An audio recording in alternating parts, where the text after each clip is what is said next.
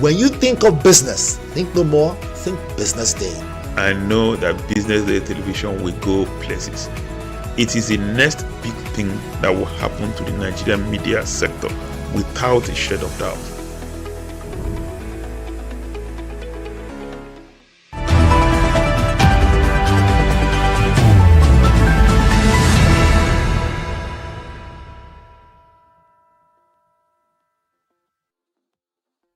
Hello and welcome to the Business Morning Live. My name is Elizabeth Musa. Let's see what's making the headlines this morning. Nigeria restarts 225 megawatts gas power plant after 5-year shutdown. INEC extends candidate submission deadline after IPAC appeal. Federal government approves 82% increase in WAEC NECO exam fees from 2027. United States launches fresh strike on Iran as Strait of Hormuz remains shut. Now let's begin the news as Nigeria has restarted a 225 megawatt gas-fired power plant that remained idle since a fire incident forced its shutdown in 2020, marking a boost for the country's electricity generation capacity. The restoration of the facility is expected to improve power supply to the national grid and support ongoing efforts to address electricity shortages across the country. Officials say the restart follows the completion of rehabilitation works and critical repairs to infrastructure damaged by the fire. The development forms part of the federal government's broader strategy to revive dormant power assets, increase electricity generation, and strengthen energy security. Industry stakeholders say the return of the plant could help improve grid stability, although broader challenges in power transmission and distribution continue to constrain reliable electricity supply nationwide. Now moving on, the Independent National Electoral Commission, INEC, has extended the deadline for political parties to submit the names of their candidates following appeal by the Inter-Party Advisory Council. The Electoral Commission said the extension was granted to give political parties additional time to conclude their internal nomination processes and ensure compliance with electoral guidelines. The decision followed concerns raised by IPAC over the earlier deadline and logistical challenges faced by some parties. INEC urged political parties to make use of the extension to complete the submission process, stressing that no further extension will be granted after the revised deadline. The Commission also reaffirmed its commitment to conducting a credible and transparent electoral process. In other news, the federal government has approved an 82% increase in examination fees for candidates sitting the West African Examinations Council and National Examinations Council, raising the cost to about 50,000 naira per candidate from 2027. The increase is aimed at addressing rising operational costs associated with conducting public examinations, including logistics, security, printing, and administrative expenses. Officials say the review is intended to ensure the stability and quality of the examination process. The proposed fee hike has, however, sparked concerns among parents, student and education stakeholders who warn that the higher costs could place additional financial pressure on households and potentially affect access to secondary school examinations. Now to end the news, the United States has launched fresh military strikes against Iran after Tehran announced the closure of the Strait of Hormuz, escalating tensions in the Middle East and raising concerns over global energy security. The latest strikes come amid growing hostilities between the two countries, with the closure of the strategic waterway threatening the movement of nearly a fifth of the world's oil supply. The development has heightened fears of disruptions to global crude exports, rising shipping costs, and renewed volatility in international oil markets. Analysts warn that a prolonged conflict could push oil prices higher, fuel inflation, and disrupt global trade. The escalating crisis is also expected to have implications for oil-producing countries, including Nigeria, as markets closely monitor developments in one of the world's most critical energy corridors. Well, that does it this morning on the Business Day Television News Live. My name is Elizabeth Musa. Up next is the newspaper review.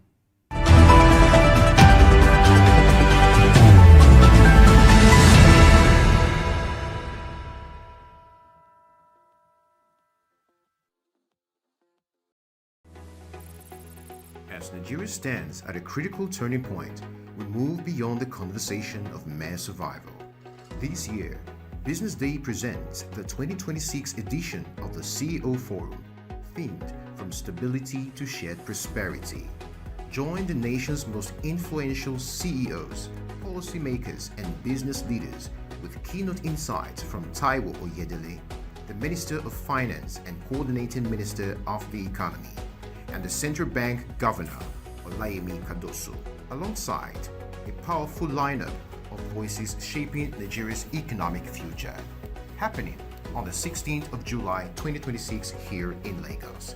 For more information, call Uchenna on 0809 645 3535 or Shegun on 0812 024 3167 or Daniel on 0802 756 4653.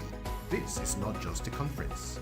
It's where conversations become decisions that shape the future of business.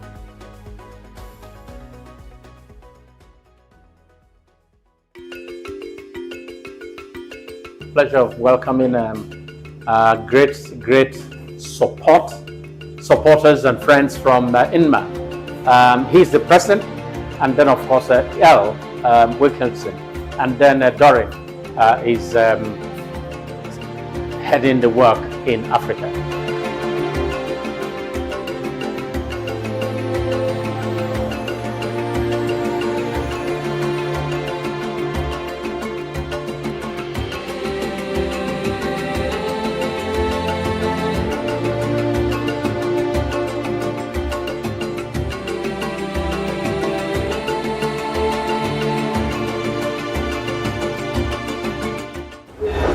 Honored that you're hosting us today. We look forward to a positive exchange of ideas and strategies to make our industry better. With me is Al Wilkinson. He's President and Executive Director of International News Media Association, all the way from Ghana. And we're happy to have him here. I'll let him tell you guys more about him and why he's here.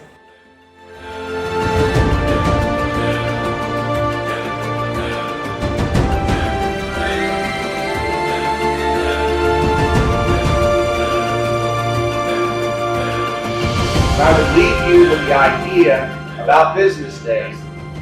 No platform can take it. No AI can replicate it. No competitor can buy it. So here's a little advice. Defend it. Build it. Invest in it. Because folks, the decade ahead is going to belong to news organizations that are unmistakably themselves. They're not boring. They're not neutral. Who are you? Answer that question. You'll figure out the next one. Thanks a lot.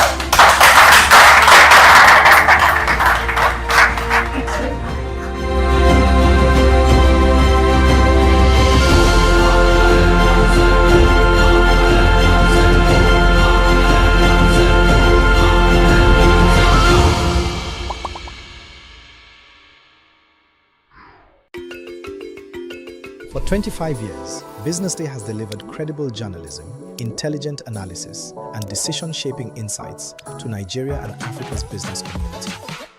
Introducing Africa's first AI-integrated website, enhanced with powerful new capabilities. At the heart of the new platform is the AI-enabled chatbot, built to help you navigate stories faster, ask questions, get summaries, and access deeper context instantly.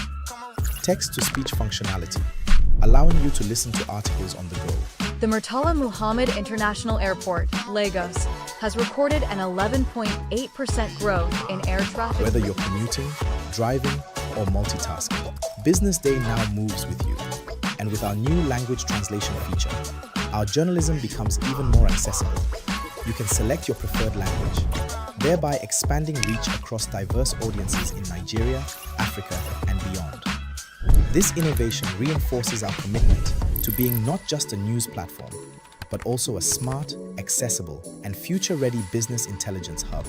As we celebrate 25 years of impact, we step confidently into the future, powered by technology, driven by credibility, and focused on you.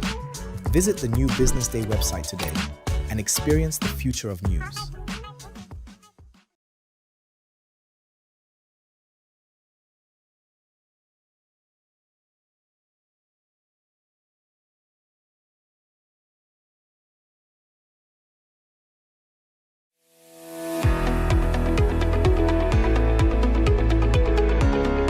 This is Business Week, a weekly program brought to you by BusinessDay Television.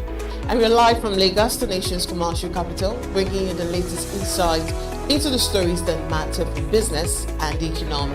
I am Deborah Eze. Onyeka Valentine. I am Destiny Momo. My name is Elizabeth Musa.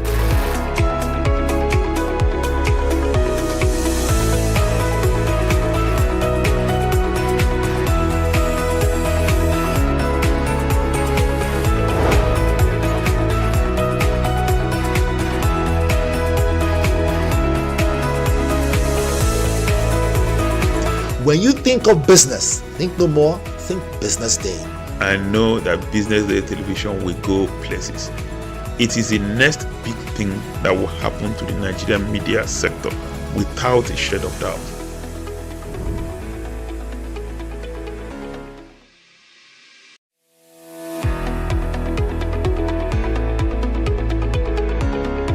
This is Business Week, a weekly program brought to you by BusinessDay Television.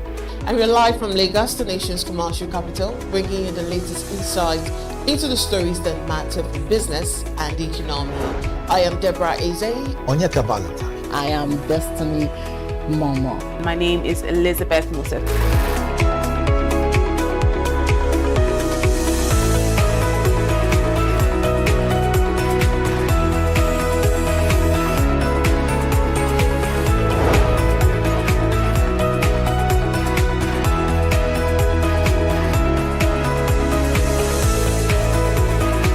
When you think of business, think no more, think Business Day. I know that Business Day television will go places. It is the next big thing that will happen to the Nigerian media sector without a shade of doubt.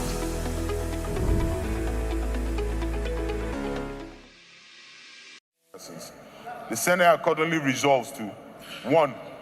Condemn in the strongest terms the recurring xenophobic attacks, intimidation, unlawful profiling, and vigilante activities directed against Nigerians and other African nationals in South Africa. 2.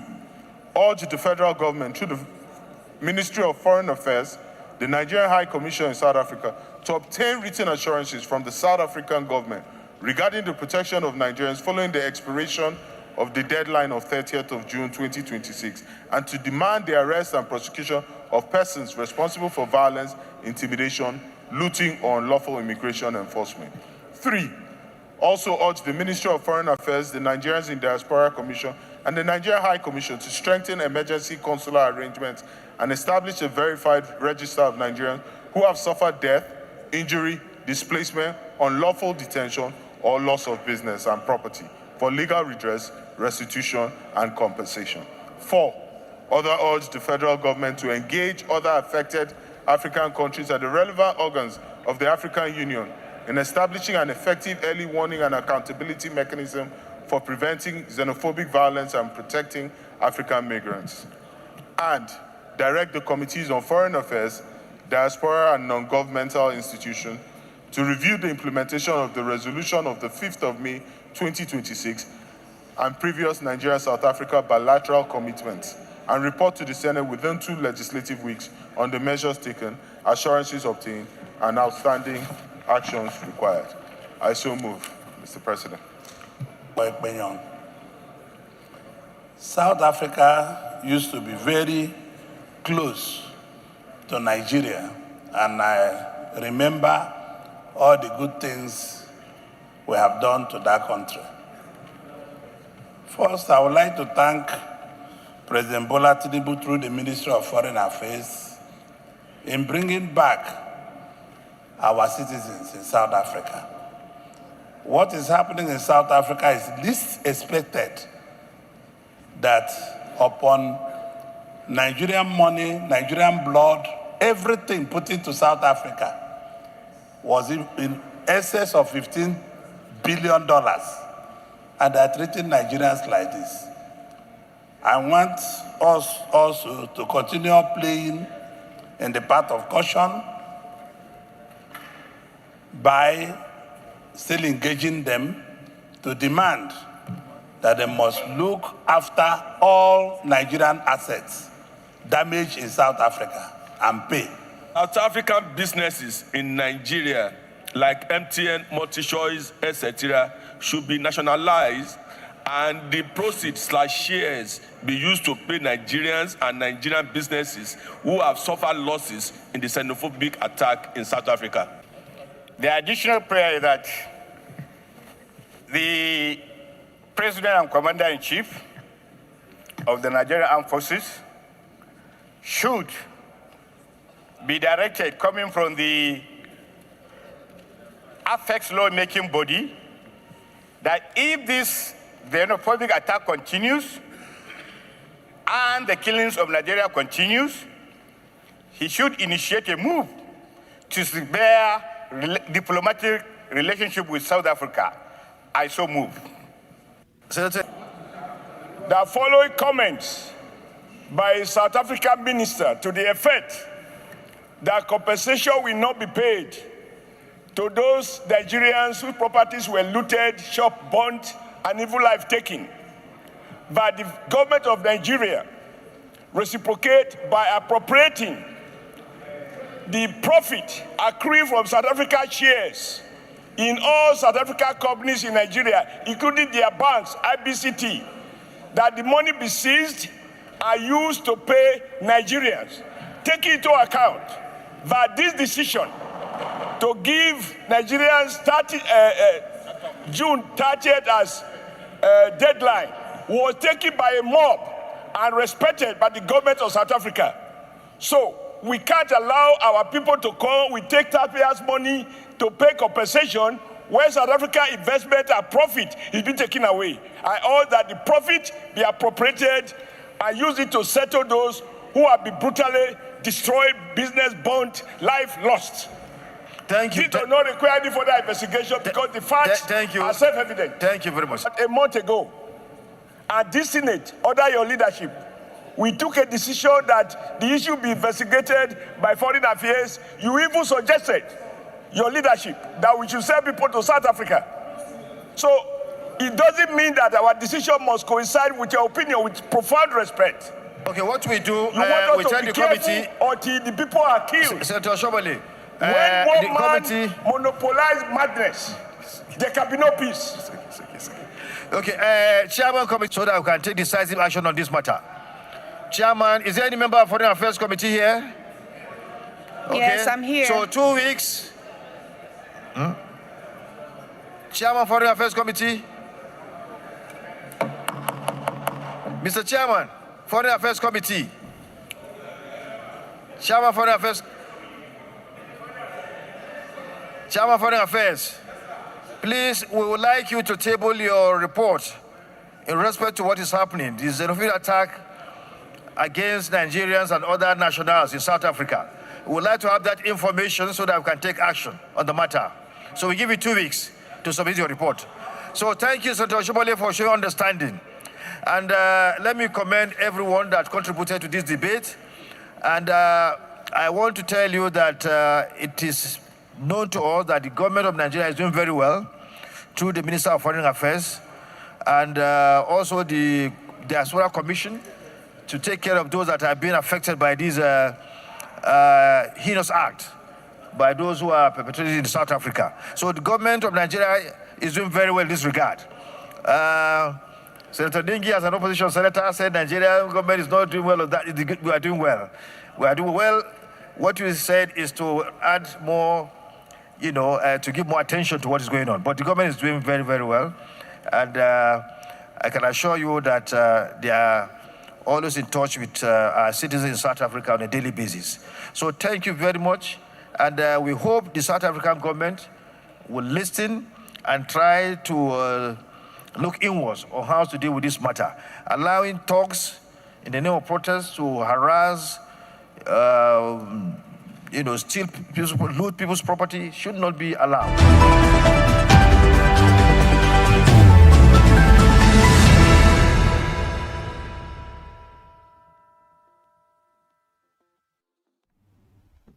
Good morning and welcome to Business Morning Live. My name is Elizabeth Musa and my name is Deborah Eze. It's great to be here on a lovely Monday morning. How was your weekend, Deborah? It was very cold, short, and somewhat busy. But yeah, the weekend always short. Always short. Yeah. It's like you blink and then it's Monday. Monday has a way of just breathing down your neck. Like I'm here. That when it's Friday, you're excited. Like it's the weekend, but the weekend is always short-lived and the week is always long. Yeah, and I believe that the weekend should actually start from Thursday. I don't know why we have to wait up until Friday for the weekend. Think about it. So that was almost the 50-50, almost like 50-50. Exactly.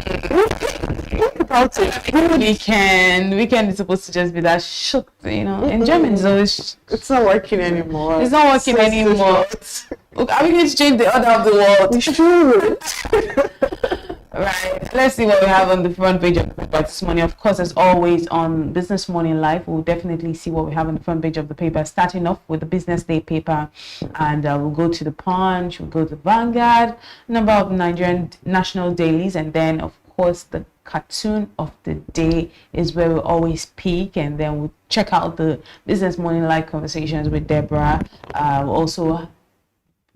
We'll also have Business Week with the publisher of Business Day, Mr. Frank Aigbogun, as well as Ololade Akimurele, editor at Business Day as well. And of course, there are other guests. They're always exciting. It's just a way to look at what to expect for the week and some of the business stories. Exciting. Well, let's see what we have on the front page of the Business Day newspaper this morning. Like I said, we always start from home.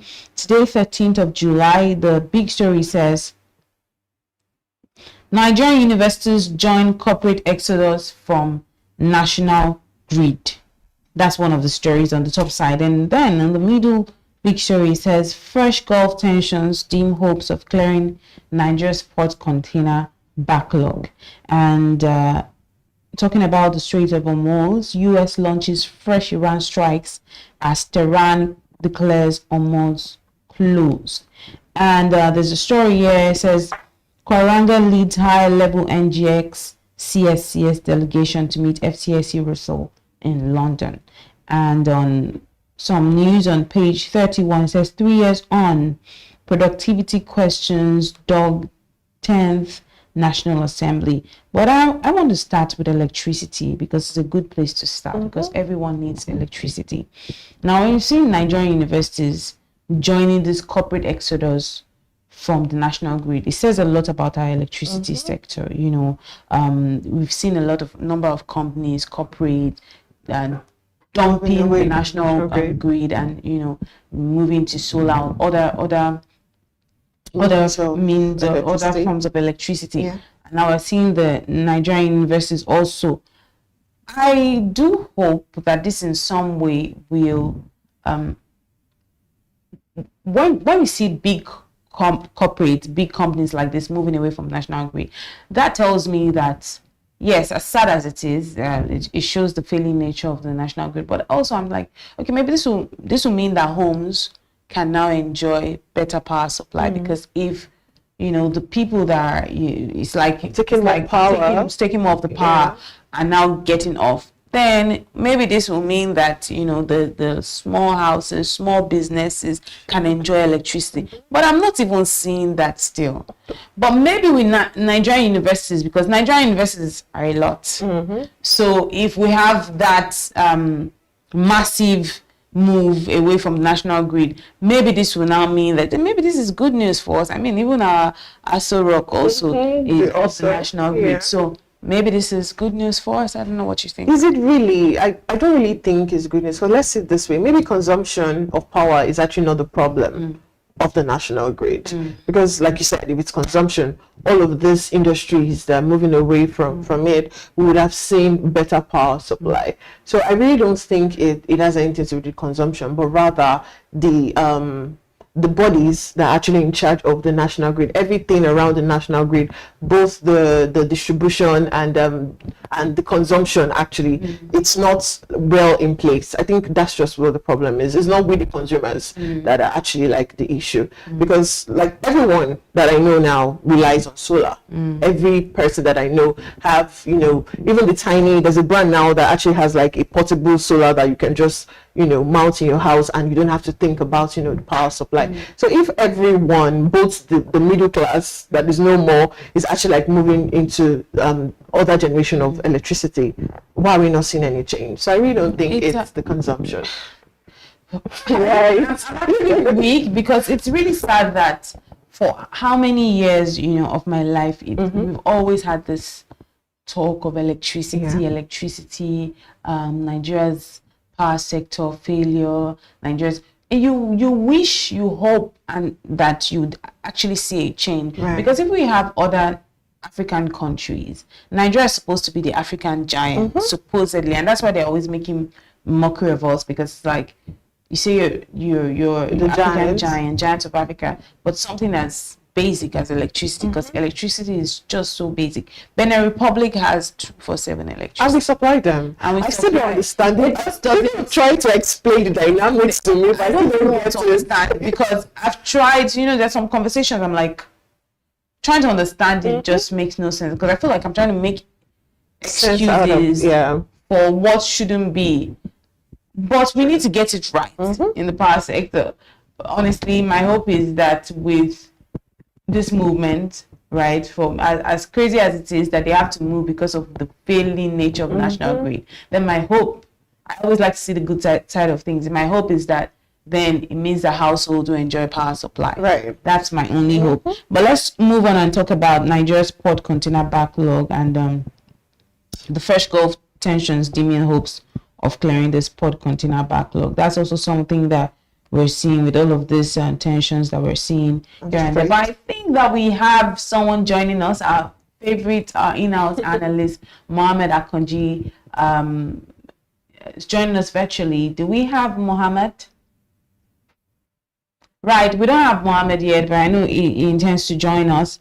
So yeah, there's this story, this big story on fresh Gulf tensions. Debbie, do you want to say? I was actually shocked yesterday. You know, as of yesterday, I saw that Iran, they had closed the Strait of Hormuz, and within minutes, I saw that the US had actually launched fresh strike, and I think that's what is affecting Nigeria's, causing a backlog in the container, in the Nigerian ports container.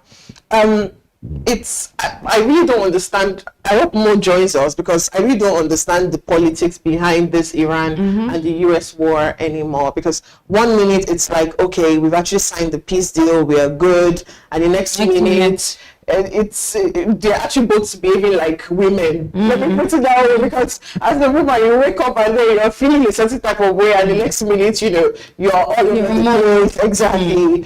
I really don't get what the US and Iran are actually, like, you know, trying to do to us. And this is like the third time this week, from the story that we're actually seeing, that the United States has actually struck Iran. And then this brings the question, what's the point of the peace deal? At the end of the day, what then are we signing? What's then, why do we have to like come around the table and have to, like, you know, suffer all of this? Because everyone that actually, like, you know, goes through the straits actually suffer it. And I think that's what actually, like, you know, brought about the big story on the BusinessDay newspaper this morning. So I really don't understand the dynamics between the two countries. I don't know if it's because now it's away from power play now. It's away from, oh, I'm trying to show you that I'm bigger than you. It's far, far away. There's actually something more deeper than this. That's what I think about it. I was really shocked yesterday by the close of the straits and then US attack. Yeah. And the fact that this has been on for a while now. There's just something about Iran You know, for years of my life, there's always something or the other. Oh, Iran is at war. Iran is this. There just needs to be peace somehow in the Middle East. But let's move on now and see what we have on the front page of the Guardian paper. I always like seeing the Guardian paper because they have this infographic that just excites me. Yeah. Yes. Obviously, aside from Business Day, of course, then the Guardian comes next for me. On the front page of the Guardian paper, we see a big story here. It says Nigeria leaves e-wastes recycling to hustlers, misses out on $89 billion income. Now, on the infographic, you see, and this is what I said I like. So you see the economic opportunity gap. Then you see 1.1 million tons, the massive volume of electronic waste Nigeria generates every single year. That's 1.1 million tons. Then 4.5 billion annual loss. Estimated revenue Nigeria misses by failing to formalize its e-waste recycling market. Now, 100,000 shadow workers, a vast unregulated workforce, handles nearly all e-waste collection and dismantling. And I think this will also be those guys that are on the streets that have that you know that's. So then we also have the toxic human toll, hazardous metal extraction. Untrained collectors burn cables and use acids to extract copper and gold. Isn't that crazy? Now, 75% water contamination. Oh my goodness.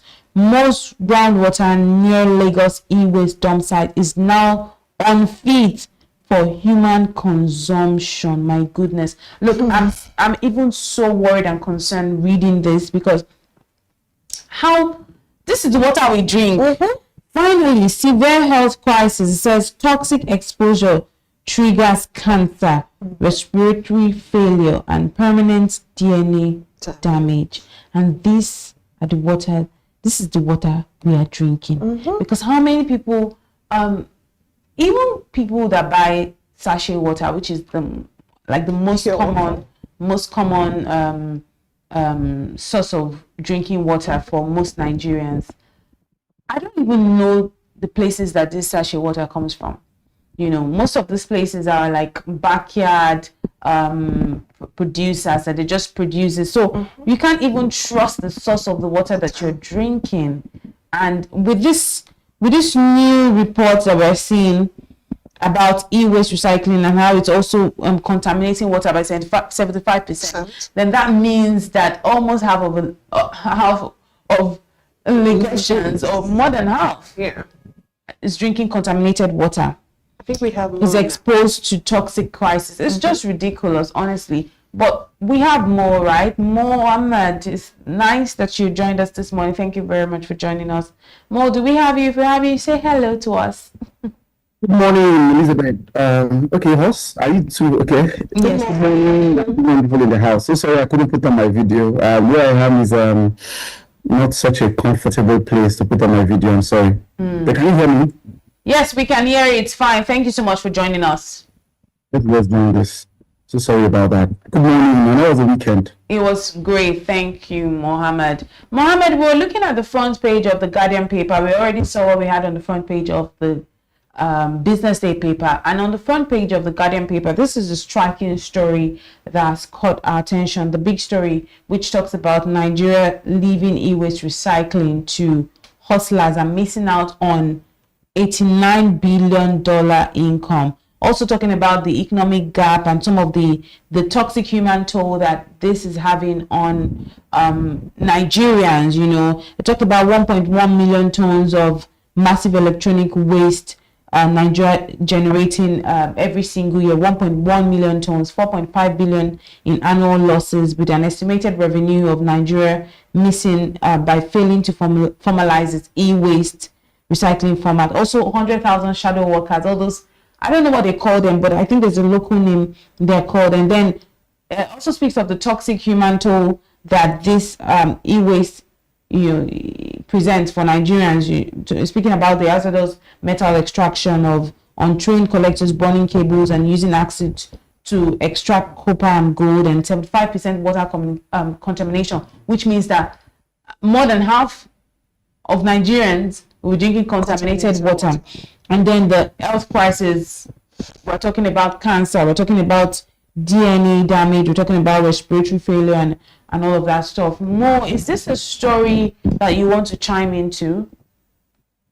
So, yes, thank you very much. Let me, just because I think I couldn't be able to hear it clearly. Now, I'm sure you're talking about the e-waste story, right? Yes, absolutely. Okay. Let's just be very, very sure. Thank you. I think there was like about this $9.4 billion system, and they use them for important purposes like generation of electricity, for building materials and some other things like that. And maybe but this part of the world we're still lagging behind, in that particular regard, especially when it comes to people that we call high condemn here. I'm sure you heard about them. Most of all these that's the name I've been trying to figure out. Yes. Yes, okay. And maybe that has actually been left to a whole lot of them. People have actually been able to leave that gap.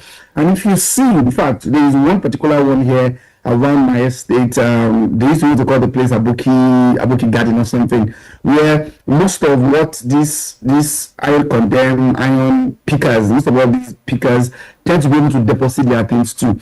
And you imagine the amount of waste. I'm just talking about, this is about Juleke alone, that people actually be able to churn out on a daily basis.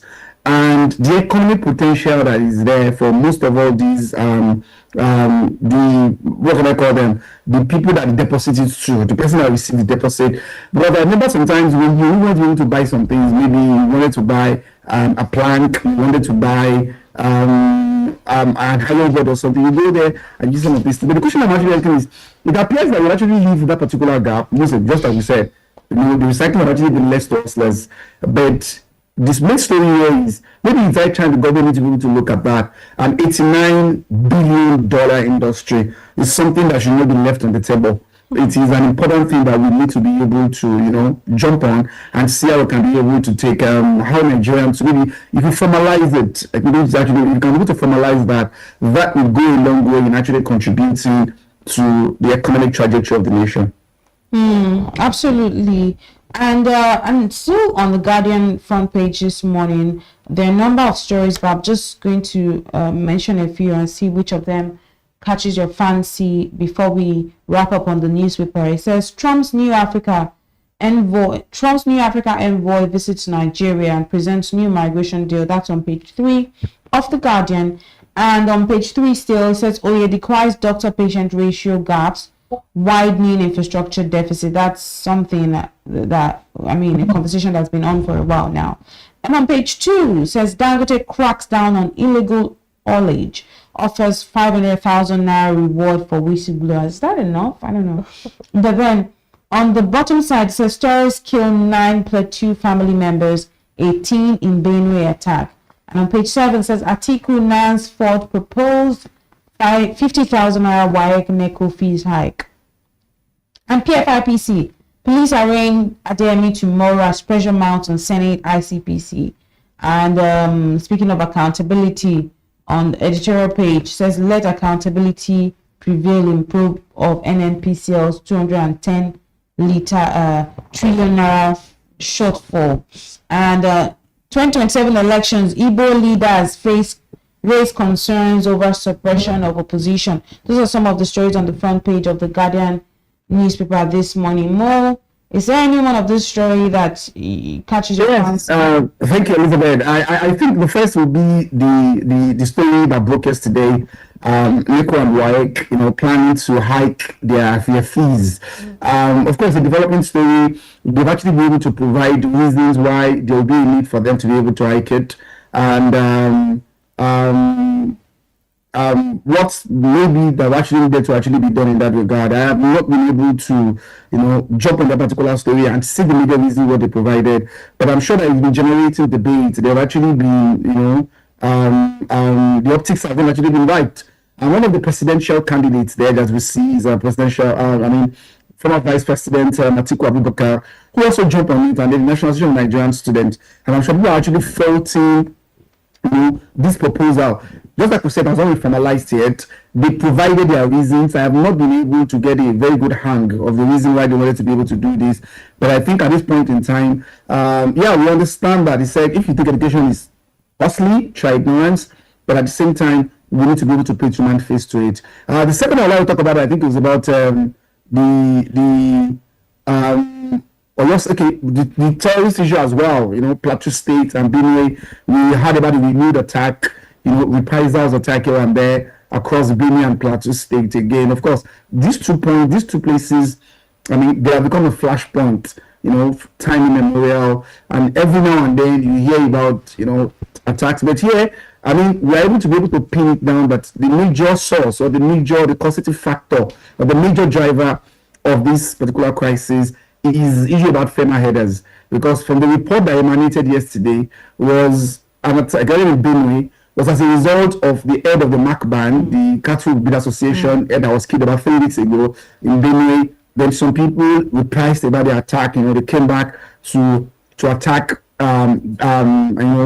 innocent citizens. So these, I think, especially the governors needed to be able to put a very, very strong position when it comes to this, to ensure that these communal issues, this farmer header crisis, these attack and reprisals every now and then need to be nipped in the bud. I think it is very, very important that we get that.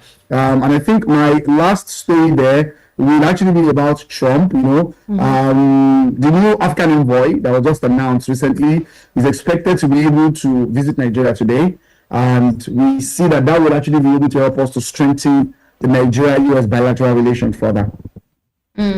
Final, thank you, Mohammed. But quickly, let's look at our cartoon of the day this morning. Our cartoon of the day is all about the floods. We see that the floods maybe have an agenda. I don't know. I'm seeing that it's actually not funny because I mean, from Lagos to Akwa Ibom, we're just seeing floods in different parts of Nigeria, right? We thought it was just Lagos.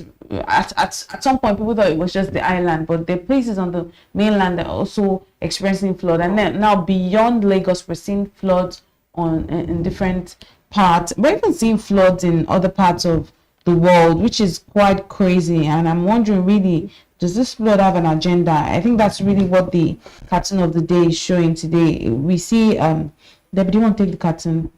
I really don't think the flood actually has an agenda. That's why I laugh. You don't think I don't think it has an agenda. Whatever it is we're suffering is actually from, from not having it. That's funny how I just got a message now from a friend that actually said the flood is actually pursuing out from our house. See, but I really don't think it's an agenda. I think this is a problem that has been there from time back. I think it's a natural natural disaster. So I was trying to avoid that word disaster, but yeah. But it is a disaster. It's a natural occurrence. All right, that's it. That's where we'll leave it right now with the newspaper review here at on the Business Morning Live. Up next is Business Week. Please stay with us.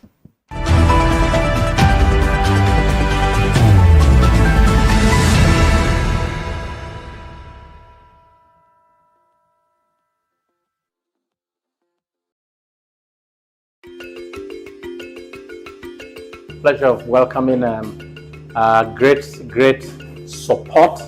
supporters and friends from INMA. He's the president, and then of course L. Wilkinson, and then Dorin is heading the work in Africa.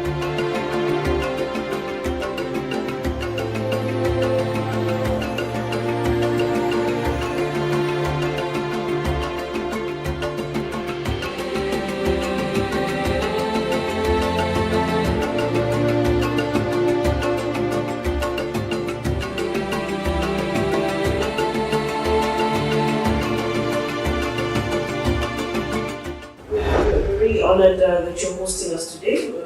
We look forward to a positive exchange of ideas and strategies to make our industry better. With me is Al Wilkinson. He's President and Executive Director of International Media Association. All right, guys.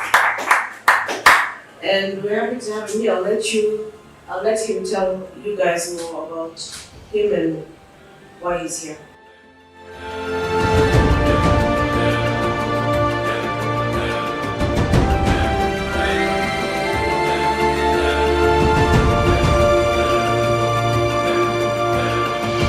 I would leave you with the idea about business days.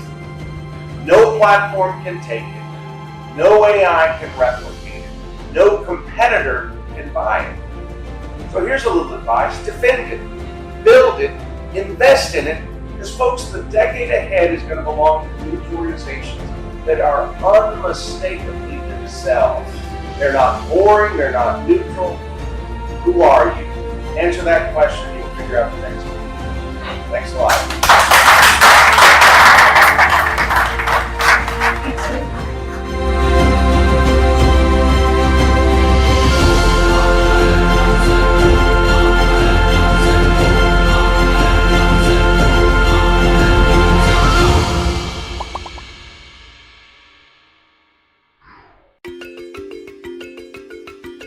Pleasure of welcoming great supporters and friends from Inma.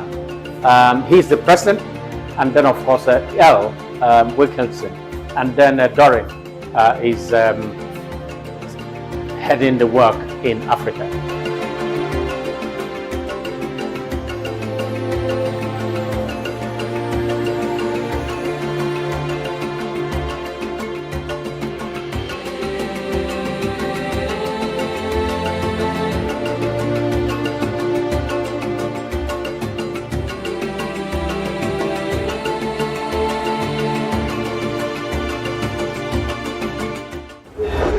Honored that you're hosting us today. We look forward to a positive exchange of ideas and strategies to make our industry better. With me is Al Wilkinson. He's President and Executive Director of International News Media Association. All welcome, guys. And we're happy to have him here. I'll let him tell you guys more about him and why he's here.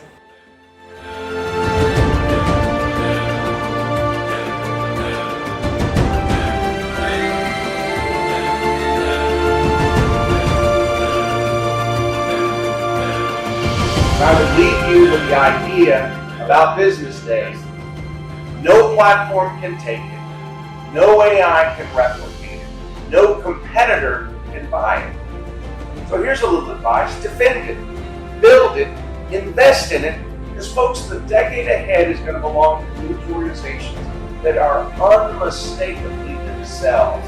They're not boring. They're not neutral. Who are you? Answer that question. You'll figure out the next one.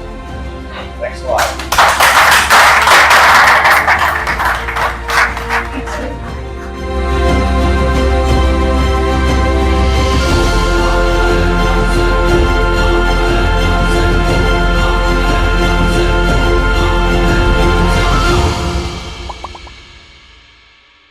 For 25 years, BusinessDay has delivered credible journalism, intelligent analysis, and decision-shaping insights to Nigeria and Africa's business community. Introducing Africa's first AI-integrated website, enhanced with powerful new capabilities. At the heart of the new platform is the AI-enabled chatbot, built to help you navigate stories faster, ask questions, get summaries, and access deeper context instantly. Text-to-speech functionality, allowing you to listen to articles on the go. The Murtala Muhammad International Airport, Lagos, has recorded an 11.8% growth in air traffic. Whether you're commuting, driving, or multitasking, BusinessDay now moves with you. And with our new language translation feature, our journalism becomes even more accessible. You can select your preferred language, thereby expanding reach across diverse audiences in Nigeria, Africa, and beyond. This innovation reinforces our commitment to being not just a news platform, but also a smart, accessible, and future-ready business intelligence hub.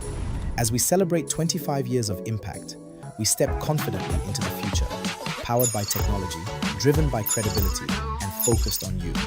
Visit the new BusinessDay website today and experience the future of news.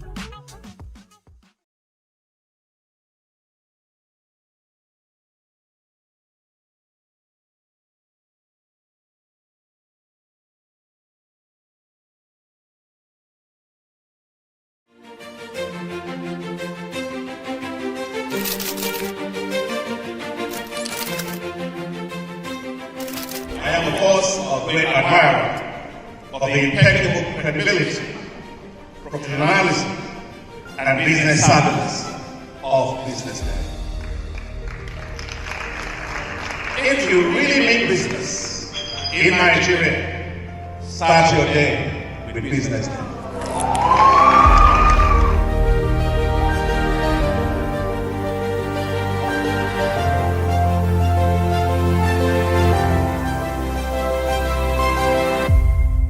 BusinessDay is West Africa's leading provider of business intelligence and information, delivering premium content across diversified media platforms, including online, mobile, and print.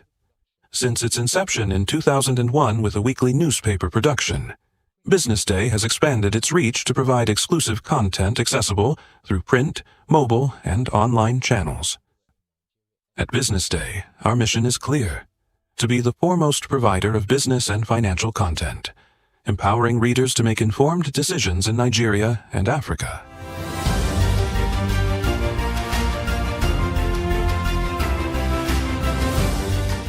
Since our establishment, we have been committed to delivering insightful, relevant, and accurate information about Nigeria's business and finance environment, while contextualizing the impact of global events. We monitor the stock market, analyze the companies driving it, and report on government policies and their economic implications. From decoding market trends to dissecting economic shifts, we offer actionable investment ideas and serve as a compass for decision-makers navigating complexity. Beyond headlines, BusinessDay fosters discussions on critical economic issues through impactful conferences and events. These platforms bring industry leaders together to share narratives that drive innovation and spark meaningful dialogues. Our events galvanize connections, bridging the gap between inspiration and achievement. For businesses seeking visibility, our strong digital presence offers unparalleled opportunities, with millions of followers across social media and a dynamic website attracting visitors from within and outside Nigeria. BusinessDay is the ideal platform to boost visibility for your products and services.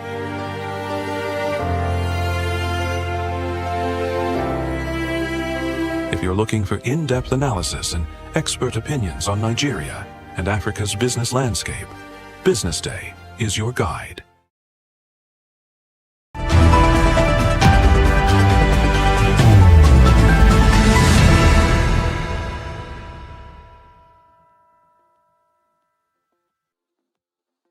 Welcome to BusinessDay Television. This is Business Week, every Monday program during which we explore some topical economic issues. With me in the studios this morning, as usual, Bumi, head of Africa Finance, and Lolade, editor of BusinessDay. We have a great lineup for you this morning. But before we go on, let me remind you of some of the headlines this morning. Controversies brewing over the decision of the Nigerian government to increase NECO fees by a substantial amount. People are wondering what to make of the decision, especially in the context of the rising out-of-school population in Nigeria. For the 2027 polls, INEC has extended 5.7 kilograms at the Abuja airport. And of course, on the international scene, focus is turned again this morning to the situation around the Strait of Hormuz. Iran says it has been shot. The American says no, not true. But what is true is that both parties are once again exchanging fire. Iran firing at Gulf countries it claims are aiding the Americans, and the Americans systematically destroying infrastructure and military establishments in Iran. Now, we will take a short break and we will come back with our conversation this morning. Don't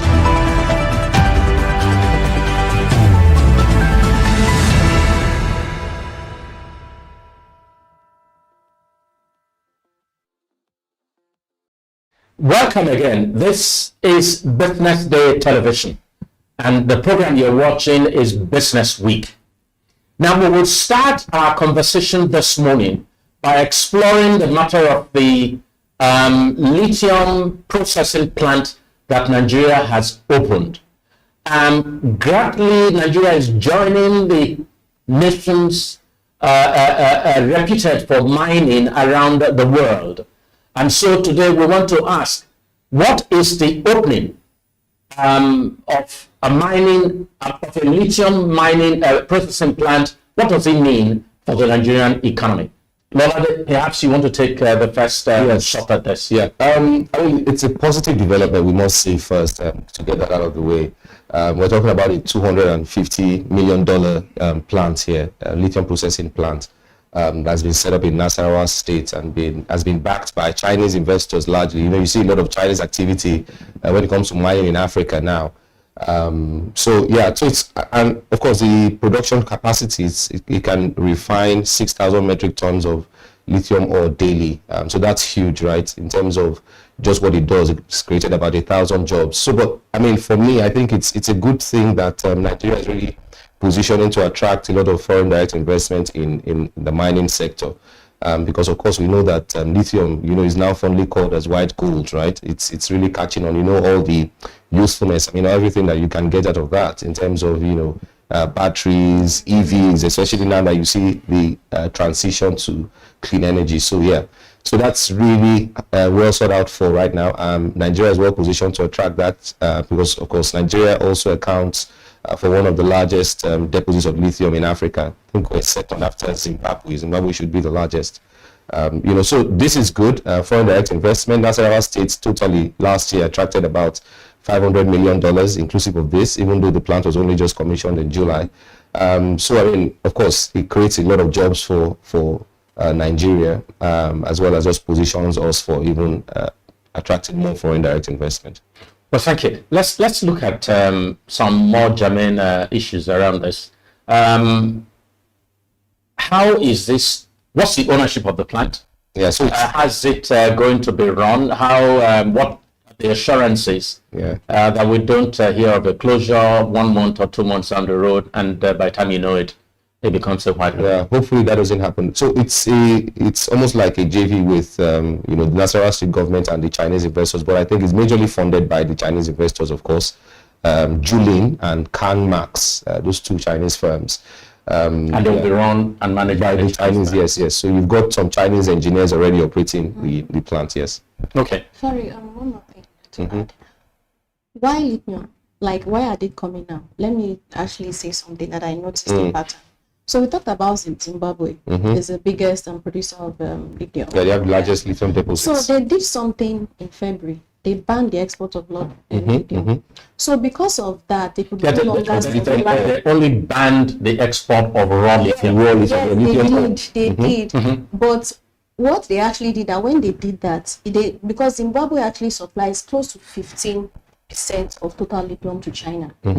Apart from Zimbabwe, because Zimbabwe was meant to effect that by the 2027, they had to push that in because they are trying to promote local refinery, right? Because of the demand of lithium. I mean, last year, demand for lithium grew about 18%, right, compared to other natural resources. So apart from the mining industry in Nigeria, why lithium? What about gold? What about silver? Because are you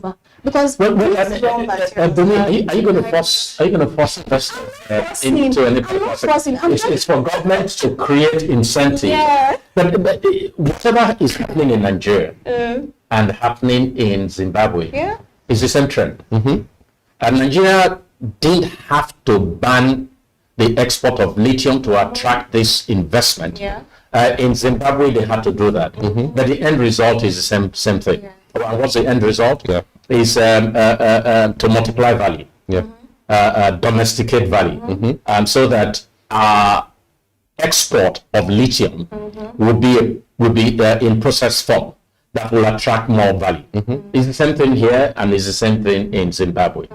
Perhaps if you allow the Chinese to do well with lithium, other Chinese that are interested in gold or other investors that are interested in gold might come. Yeah. So I don't see anything that Nigeria has done that it should not have done. Okay, sir. That does not or should not attract Okay, commendation. so now, now that we do that, so my own, just to put something here now, right? Yeah. Now that you are now seeing increase in mining activities with Mhm. uranium coming in, if gold comes in and silver, so what choppers are they putting in But place? you already have gold Yeah. already in Nigeria. You do? Yes, of course. I didn't know. Yeah. Oh, you do. If I, because the data is not available for us You to do. actually track all this, You do. that's why I'm just saying Perhaps we need to go strong with our mining conference next time, and just take on board the full list of all that is happening around mining. Okay. Hopefully, we can create more traction. Okay, maybe that was why we have seen mining rising to as far as 7 to 8% every year. No, there's already gold process, and it looks like the Chinese are really, taking the first mover advantage here. But clearly, all over the world, even in Australia, which is perhaps the largest mining nation in the world, it's a Chinese-led operation. I just It's because of their need. They are the ones that are producing for the rest of the world. I see. I mean, we don't need what do we need to go for? Apart from women to put it in their ear.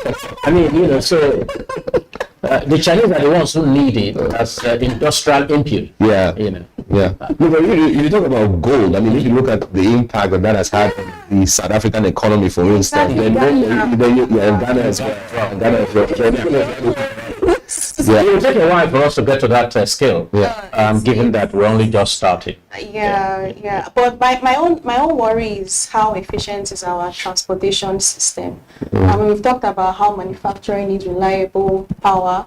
We've talked about the railway network, because I'm thinking that if you want to transport this lithium, right, from what I see in movies, it's through underground rails. I don't know how far we've gone with that. I think they'll find a way around it, which was why I asked a question about how the ownership of the plant, the lithium plant, is structured. If you allow private sector, full management, they will find a way. Absolutely.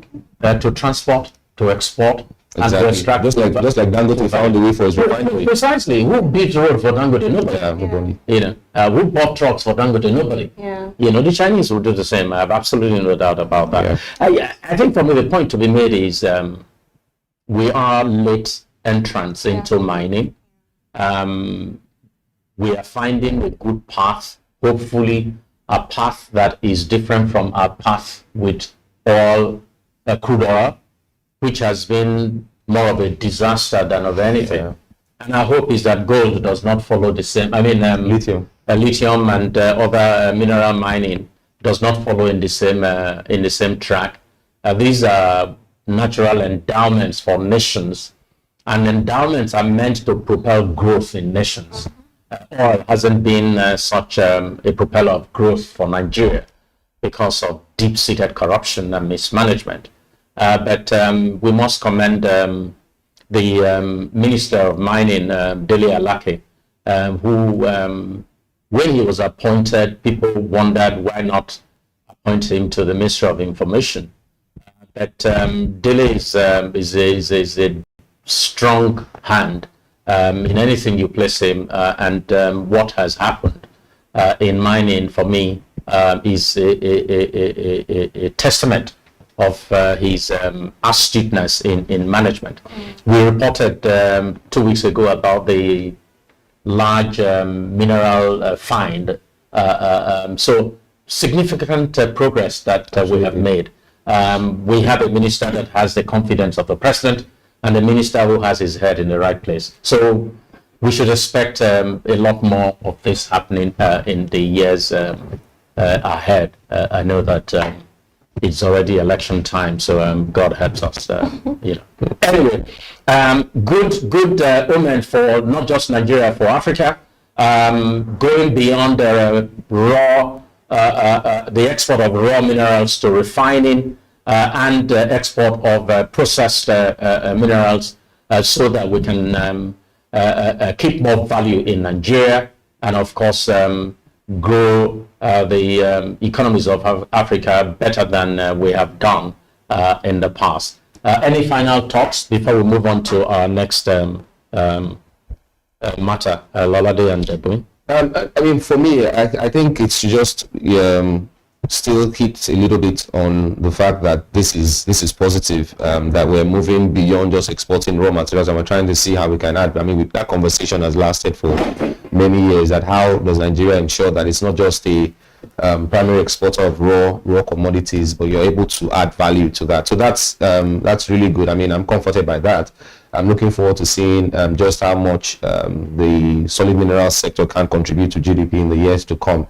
And it would be nice to see this replicated across multiple sectors as well. We shouldn't have that mentality to just want to export raw materials. There's need to also find a way to add value domestically. I think at some point we probably should pivot to making electric batteries rather than export the lithium. Both for EVs and also solar installations across the country. Okay. All right, good. Let's go on to the next topic, and we'll be focusing on what is actually happening to lending by banks following the massive recapitalization that the banks were able to pull through.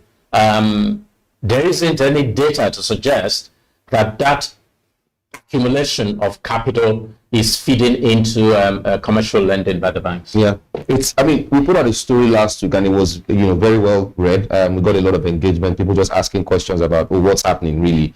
And our story was simple. We said that look, the bank recapitalization ended in March.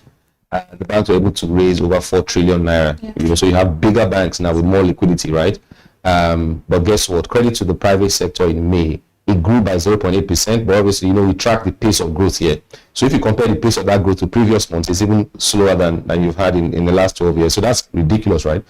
We kept digging, and then we saw that, in fact, the liquidity ratio for the banks right now is 68%. Now imagine that the regulatory benchmark, what the CBN prescribes that the banks should have or should keep as liquidity, is 30% of their deposits. But so it's double. So it's almost like saying the banks have so much cash, they don't know what to do with it. Incredible. But maybe they know what to do with it because they're putting all of that money in treasury bills, but they're not extending credit to businesses or to the private sector. So that's the conundrum really. You have bigger banks with more capital buffers. They don't see the opportunities for lending in the economy. So the banks are just bigger in cash, not bigger in their brains, in terms of what they should be doing with all the cash that they're accumulating. So is the central bank going to be encouraged now to adopt regulatory measures to get the banks to become personally, I have a different view. I think they didn't need the capital. No, well, maybe they do, because I mean, if you've got the kind of growth ambitions that Nigeria's federal government has, then of course you should try to ensure that your banks are strong enough to fund big ticket projects and all of that. But the truth is, so I was having a conversation recently with someone who used to be a member of the NPC, and he was saying that we should ask.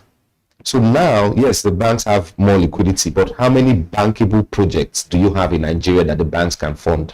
That there's a depth of that. There are not so many opportunities so we did the math. He said, look, the prime lending rate today in Nigeria is anywhere between 18 to 19%, and then the maximum lending rate is around 35%. So if you look at that gap is probably at the widest it's been in many years. And that just tells you there's a risk premium there, because that's how much you lend to, the person who gets grade A precisely, grade A, grade A borrower, and then the, what have you.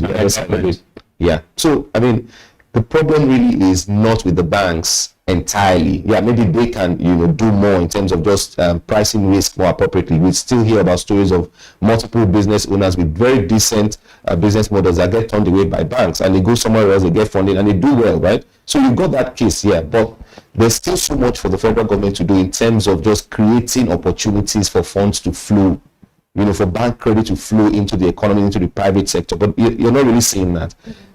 You still have energy costs that go up over 30% of business costs.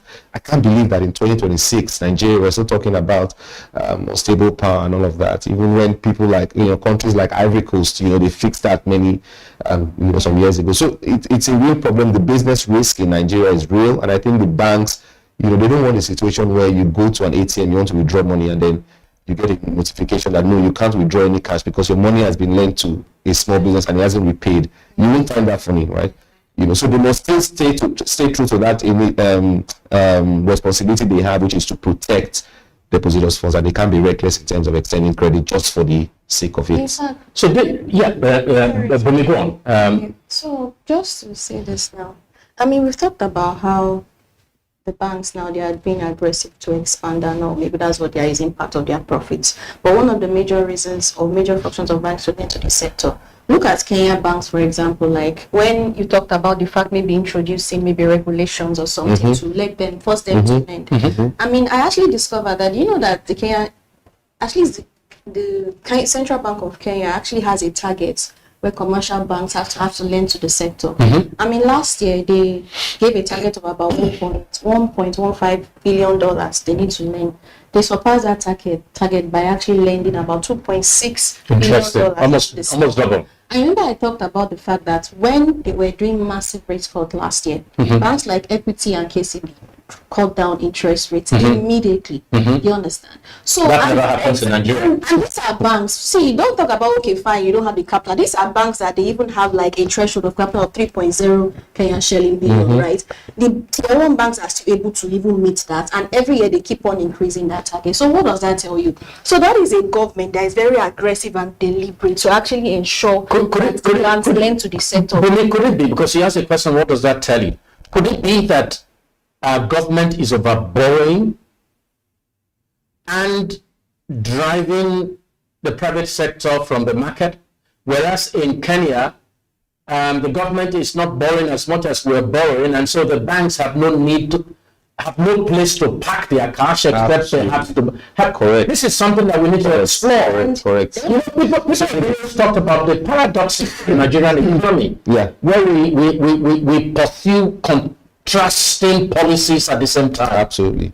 So there's a lot of crowding out going on because the government is overborrowing. In fact, some people are now even suggesting that maybe the idea behind recapitalizing the banks was to borrow more. Precisely, because we know that they're talking about 20 trillion of madness maturing this year. So, Bini, I think we need to do a story around what is happening, because you've raised a point. Why is it that banks in Kenya are able to meet very high lending targets and surpass them, whereas in Nigeria, as you have said, Lolade, the pace of growth of lending has even slowed. There is a big story in that. And the reason I say this, I know that we are short of time, we're going to go on break now. The reason I say that is that when banks fail, we all pay the cost of a failure. Absolutely. So there is interest in us to ensure that the banks are made to behave properly. But we must go on break now, and when we come back, we will resume with this matter, asking ourselves, how is it that banks in Kenya are behaving better than Nigerian banks, even if it might be the case that banking is even with a longer history in Nigeria than in banking. We'll go on break here. Please don't go away. We'll be back shortly.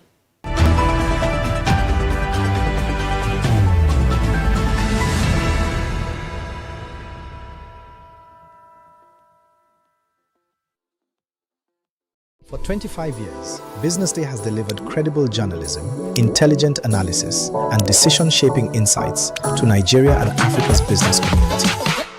Introducing Africa's first AI-integrated website, enhanced with powerful new capabilities.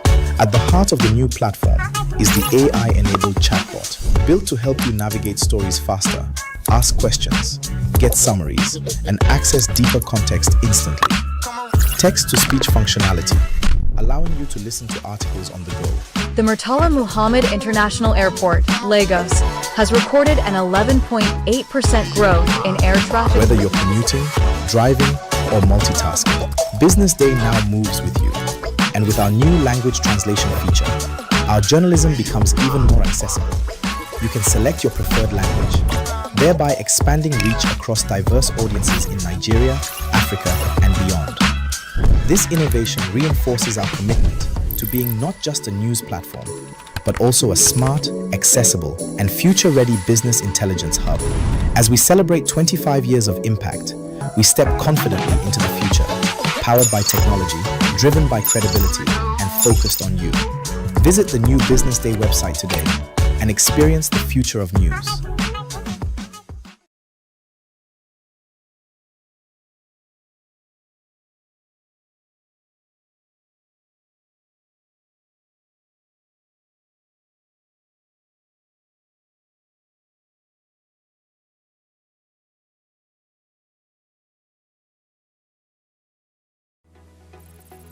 As Nigeria stands at a critical turning point, we move beyond the conversation of mere survival.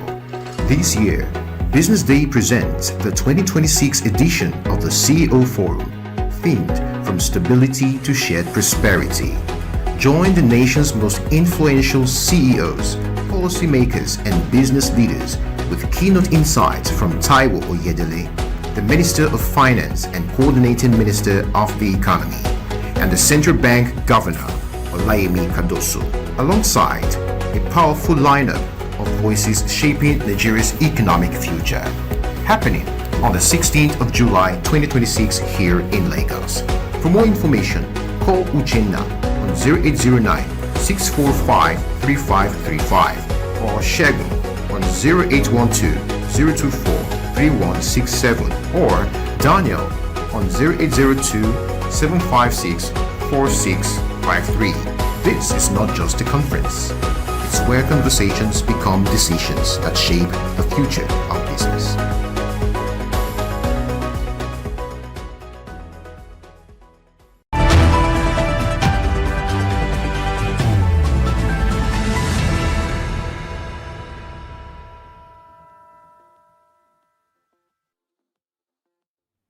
We are back. This is Business Week, brought to you by BusinessDay Television. Before we went on break, we were looking at banking. What has happened to Nigerian banks since after the massive accumulation of capital from the bank recapitalization ordered by the central bank. And we are finding a very disturbing trend. They have a lot more money now. That money appears to be packed by way of increase cash treasury bills. Yes, and a lot of it is going to treasury bills as well. So we're asking the question: was the recapitalization of the banks meant to profit the federal government, or was it meant to grow the economy of Nigeria? Lolade. Yeah, the way it looks now, it looks like it was meant to just profit the federal government, because if we say that the bulk of the new cash that the banks have raised have gone into short-term treasury bills, and of course, that's what it suggests. And you know that the government does have some pressing debt obligations this year, about 20 trillion naira worth of treasury bills, for due this year. So it's not a surprise if they're having to look for cash where they can find it in the banking system. But I think, businesses are really 20 trillion, you said? Yes, 20 trillion. I haven't recovered from it. Yeah, 20 trillion. So what you have in the market now is a situation where the government is essentially crowding out the private sector. The private sector that should be the engine of economic growth, that needs that credit, to expand and employ people and do all of that, is being denied of that credit because the banks have a very good alternative, juicy alternative in lending to the government at 20%. So if you consider that, the opportunity cost of lending to small businesses, then it's easy to see why the banks are very risk averse and they're not, going to touch the SMEs with a 10-foot pole. The point you make Lolade, is that, and my own interpretation, is that Nigerian banks have absolutely no altruistic motives here. Yeah. It is about profit and nothing else. It doesn't matter. Unfortunately, the banks forget that it is in taking a bet on private enterprise that their future is guaranteed. The government will not always be misbehaving as it does appear to be today, to be borrowing everything in sight. Yeah. When it is time for the banks to start being nurtured by the private businesses, they might then find that the businesses will be asking, where have you been since I've been struggling? Yeah. And the businesses may have found their way to stand up. And one thing that is happening, look at fintechs.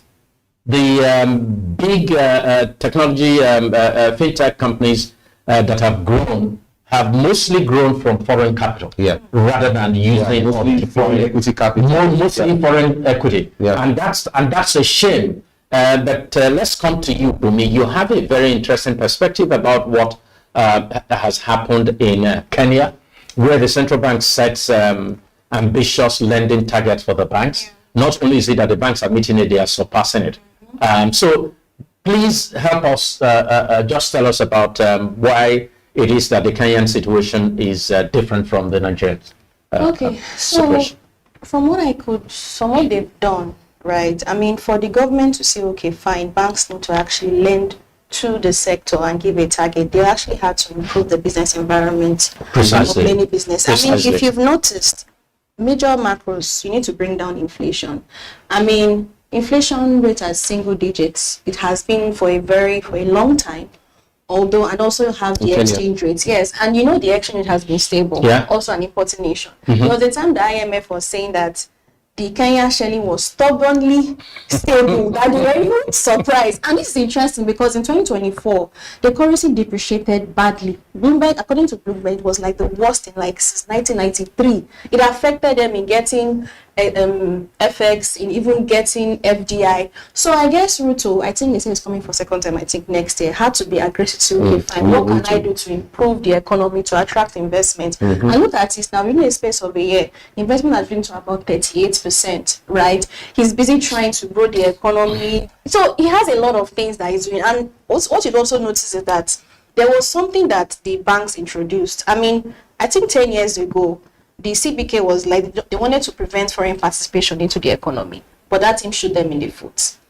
Do you understand? Yeah. They've learned their lessons. Exactly. They've now eased that band. That's why you see the likes of ABSA, the likes of Standard Chartered, and major tier 1 banks in Africa, and also Nigeria, trying to go into Kenya because the business environment is better. Stable. I mean, inflation is stable at single digits. The exchange rate is stubbornly stable according to IMF. I mean, because of all this, I mean, if you look at the 5 biggest economics in Africa, Kenya is not even among the top 5. But when you compare the banking performance of tier 1s of Morocco, Nigeria, Egypt, in terms of growth, in terms of size, they're still smaller, but in terms of growth, they grew about 26% last year. And what helped them? The exchange rate. Interesting.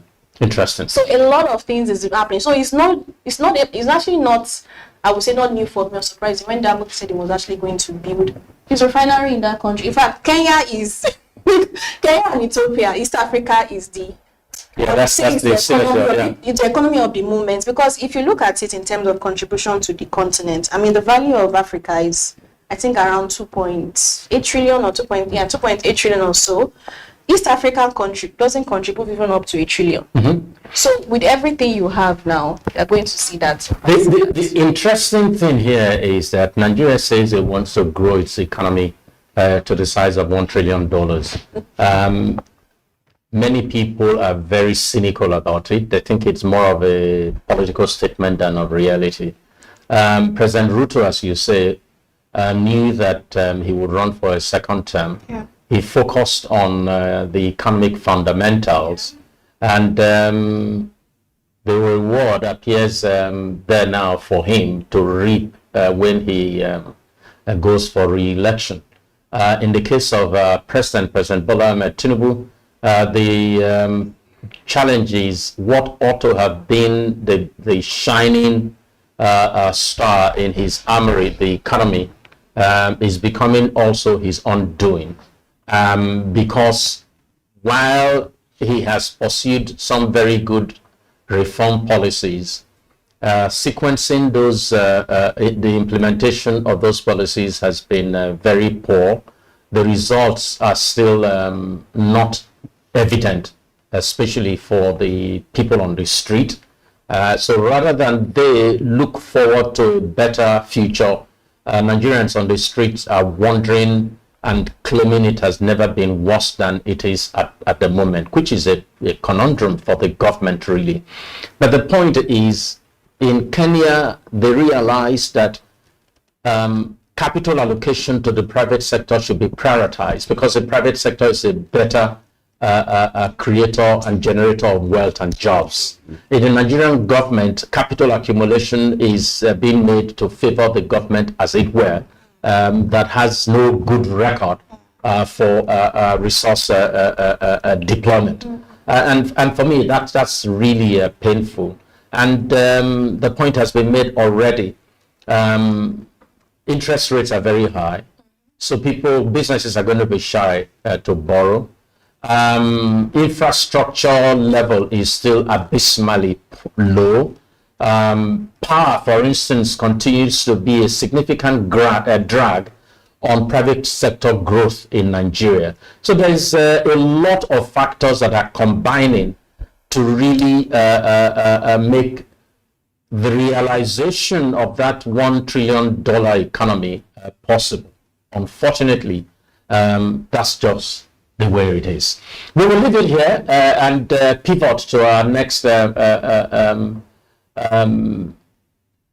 conversation, except perhaps to say Kenya is being applauded all over the world, even before Dangote builds the refinery there. By the time the refinery is built, who knows where Kenya will be with the kind of governance that they are able to deploy in Kenya. But let's go on now to something very related. Let's look at the second half outlook, not just for the Nigerian economy, but also for the African economy as well. I always make the point that in those days, you needed to go to Europe or America to find good examples of countries that are performing or policies that are performing.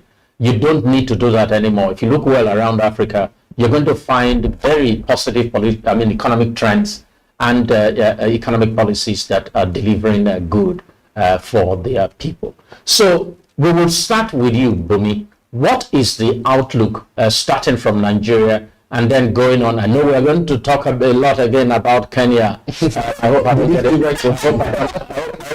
headache from it. But there must be other countries in Africa that are showing that. I think perhaps you need to go to Kenya. There must be other economies as well that we can go out of. Over to you, Bumi. So go on. Okay, for Nigeria, wow. Well, I would say last week I was a bit optimistic. Right? What did you see or hear last week? I don't want to just put into Nigeria, Nigeria is including other 8 major countries. So last week, Monday, I talked about how the business activity as private sector performance was faring in first half. I talked about how out of 8 major economies, including Nigeria, South Africa, don't let me mention Kenya, Zambia, and the rest, right? Actually shrank in terms of business activity. I mean, in June, South Africa expanded in June. So I felt that, okay, fine, the second half would be even better than the first half. But what I actually discovered was that in addition to South Africa and Kenya that actually expanded in the PMI activities, you have about 5 of them now seeing an improvement in these activities. But with that Iran war coming in, that's inflation will spike up. They're going to see more economies enter contraction. So that's what I'm even afraid of, because in the second quarter, many African countries actually had to cut importation of tax South Africa.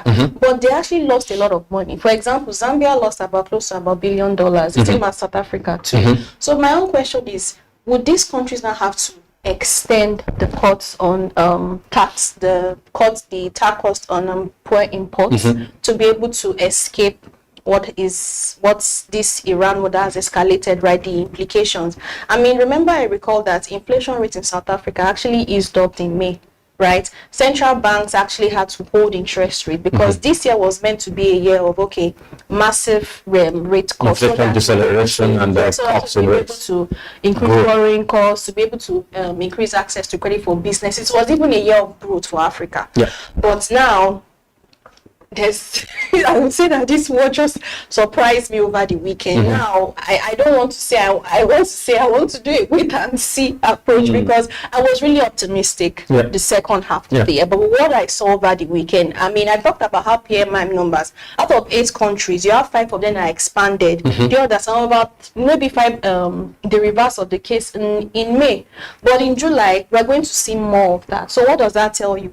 Inflation will continue to rise. I mean, Kenya was one that was badly burnt. I mean, when the crisis started like I think fully in March, they were seeing a continuous rise in inflation rate. I mean, in June there was a drop for the first time this year, but now that is going to kick in. Do you understand? Yeah. So the US, I think I should weigh in at this point. The US-Iran war really has just upended the inflation outlook for Nigeria and other parts of Africa. Obviously, you know what that means. If inflation is not, if inflation starts to accelerate, to the level at which it was before now, then you know that in Nigeria's case, the Monetary Policy Committee would have to start thinking about shelving whatever plans they have to cut interest rates. Next week. Is it? Yeah, next week. Yes. So, that's like the major impact with the inflationary trends, the impact on interest rates. And if that happens, of course, then it makes the cost of credit more expensive for businesses. Businesses that, a lot of going into this year, we had, even the projections were like interest rates will come down definitely. But now you're not so sure about that anymore. So I think that's one of the biggest implications of the US-Iran war we're seeing, that almost mindless war, really. So that's on the inflation front. And then obviously for the currency as well, Nigerian naira has been pretty much stable, unless for the little demand pressure we saw last week because of demand for people going out for summer, traveling out for summer, and then trying to pay school fees, so that has also had its impact on the currency. But largely, most analysts are of the view that you will see a very stable currency in the second half of the year, irrespective of what happens with the Strait of Hormuz. We're lucky to have the Dangote refinery that has just helped us to cushion some of the rough effects of that. You also have, let's not forget, you also have external reserves north of $50 billion. The central bank is in no hurry to just pump that into the market. So obviously you expect that if there's any considerable pressure, the central bank would definitely step in. So most of the prognosis for the exchange rate is for stability. So in terms of the Nigerian economy, it may just be inflation. More of the same, but no significant spike in inflation or rates. All right. Let's look at Africa. Starting from from Ghana, our next door neighbor. What are the prospects? There's been a lot of positive news from and about Ghana lately. Is that going to continue, or will their currency, the CD, come under any pressure? Their currency has actually come under pressure lately. I think since the Iran war started, they've actually been among the worst performing. When we do a monthly currency tracker, even for the first half, they were still among, but it wasn't that much, maybe around 2 to 3%, right? But with what is happening now, it might be higher. Inflation too has actually been rising. Reported how they entered single digits for the first time, I think was it last year September, single digits. Inflation was as low as 3.4%, but when they released their inflation rate in June, it still continues to rise, but the pace was actually lower compared to other country, compared to other months. But when July comes in now, I think it will take effect. I think oil prices is still around below 80, but it still continue to feed into that. And then you also have the central bank, the Bank of Ghana, the Bank of Ghana, which has actually been doing a wait and see approach. Last year they were I would say the top rate cutter. They cut interest rate by as much as 1,000 basis points. So they were quite aggressive. They were very aggressive. Other countries were also very aggressive too. Many countries were very aggressive, but what we've seen is that they're just holding. So what they are doing is the opportunity Nigeria had for better rates within exactly. So that is what we're seeing. So they were thinking that okay, fine, they would actually continue that trend. Even when Iran was started, and in March, when after central banks were even trying to hold rates, they still cut interest rates for that. So I think around close to 15%. But in the previous meeting, I think that was in June, they held, right? But they're expected to hold their next MPC with Nigeria. Next week, you have Ghana, you have South Africa and Nigeria. So next week is a big week for African economies. Africa. So most likely, many of them has held rate. Nigeria has held rate. Ghana has held rate. In fact, I even found out that last week Egypt also held rate. South Africa had to increase rate for the first time in I think 2023 because of how inflation was really spiky. They never anticipated that. And so negative now, FDI that recorded as well. Negative That's FDI. it. That's yeah. So I was shocked to see that. So now it's likely, I see that they might just want to, I don't know if they might actually want to increase interest rate, because if they do that, Ghana it's going to, not only Ghana too, right? I mean, it would actually, what would I say? The gains that I've actually achieved, right? It will actually reverse those gains. In fact, inflation gains that Africa wanted to record are going to be reversed. Interest rates gains, borrowing costs, and credit allocation to the sector. For me, like I said, I was optimistic for second half of the year. Maybe that's why you see a lot of African countries now trying to move from just exporting raw materials to actually become more of industrialists. You know, maybe they are trying to do that to improve the value of their currency. Because if you notice in Ghana, the appreciation of the good was actually helped their currency. And when it helped their currency, they saw a drop in inflation rates. The same with Zimbabwe, the same with many other African countries. So, but my own is that, well, I guess you need something to, what word do I use it? You need something to scare you or to push you. Because if African, many African countries actually moved from just being natural to agro processors, right? They would have actually not be susceptible to or affected by what is happening. So for my own is fine. You might be late, but I hope we'll be able, to just get back to the Interesting. Lola, you want to weigh in as we round up our conversation? Yeah, I mean, and what we're looking at is what is the prospect for the second half of the year for African economies. We've seen some bright spots. So what's your prognosis? I mean, for me, it looks like we should always prepare these days for one big ticket event that just happens and just surprise all of you. Yes. If it's not Donald Trump's presidency, it's the US, the Russia-Ukraine war, or what's happening with US-Iran now, that just tends to upend whatever forecasts that you have. But I mean, like Bumi said, I think there are a lot of bright spots across Africa. Of African countries doing new things. So it's really, for me, I think it will be much of what we've seen already in H1.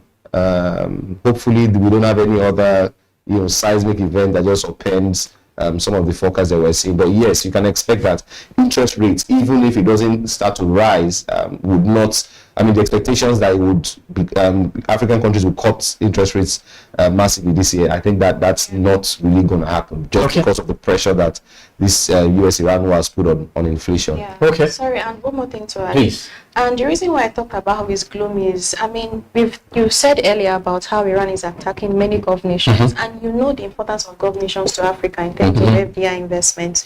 So with what is happening now, that will slow down inflow from there was the a story Gulf last week that I wrote about how the first Abu Dhabi, the biggest bank in Northeast, is trying to get a banking license to operate South Africa. And that's a big one. I mean, this is just coming a few months when I think... And I think they're the ones that are funding the sale of Shell investment in South Africa as well. I mean, you can see what's going to happen to those plans. Yeah, I get you. All right. And what is clear and what we must acknowledge is the fact that Africa used to come up for mention those days for the wars, for the famine, and for the other natural disasters. We are no longer obsessed with those kind of situations anymore. And thankfully, our focus is on growth, whether it is rapid or whether it is slow, or we're focused on growth levels. We are beginning to talk about good things in Africa. That, for me, is a major departure from where we used to be. The narrative, or the African narrative, is shifting from wars and famine to economic growth and the opportunity that growth offers. But we also see from country to country the point that Africa is not just a single region. It is a country of 52 or more economies. And when you look at it, there are nuances all over. what might be working well in one country in Africa might not be working so very well in another African country. So it would be futile for people to look at Africa with just one lens. Another thing that we have seen in the course of our conversation is that countries are being intentional. Countries are being deliberate, and African countries that is, to focus on growth enabling measures. And I think that's one major lesson that Nigeria has to learn. It's good to aspire to have an economy of the size of $1 trillion, but it's perhaps better to begin to do the things that enable economic growth. So far in Nigeria, we haven't been as successful as we should, especially when you look at things like power. It's crippling businesses. When you look at cost of borrowing, it's making growth very expensive. And we expect that government, especially in a year ahead of prominent elections next year, that government will begin to focus on economic enablers or growth enablers in the economy that help to take off the pressure from private businesses, given that they are the best allocator of resources and that they are the best in creating wealth and creating jobs. That government will focus on how it can debottleneck the economy and allow growth to happen. My final point this morning will be that last week we were discussing the matter of the 2% GDP that the IMF says is missing from the budget. That government is spending as much as 8-point-something trillion naira without budgetary approval, without budget oversight, without a National Assembly scrutiny or examination, which again helps to just increase the trust deficit in Nigeria and then really make it difficult for our people to see any sense in paying tax. Because the truth of the matter is that it is what is not, it is what you give as a person to the government that the government has to manage. And you give that to the government in the understanding that government will be a better allocator of those resources to allow those resources to go around. But what we see here, especially when we look at our secular flow of revenues, income, we don't see that happen. It goes only in one direction, from the people to the government. And the very man who opened the can of worms, Mr. Christian Ebeke, who is the resident head of the IMF office in Nigeria, it may have seemed that it was his parting shot, because my information is that Christian Ebeke will be leaving Nigeria by the end of this month. Wherever he's going to, we wish him well. That's where we end our program this morning. And of course, we will be back next Monday. Thank you for bearing with us today. This has been Business Week, brought to you by Business Day Television.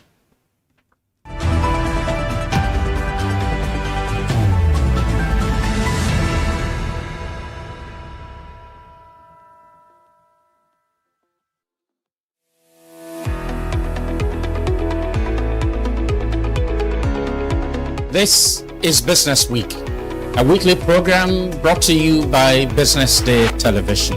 And we're live from Lagos, the nation's commercial capital, bringing you the latest insights into the stories that matter for business and the economy. I am Deborah Eze. Onyeka Valentine. I am Destiny Momo. My name is Elizabeth Musa.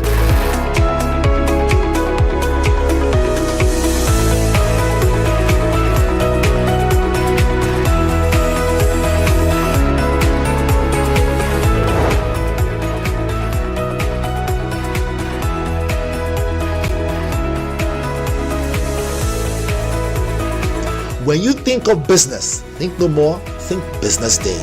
I know that Business Day Television will go places. It is the next big thing that will happen to the Nigerian media sector without a shade of doubt.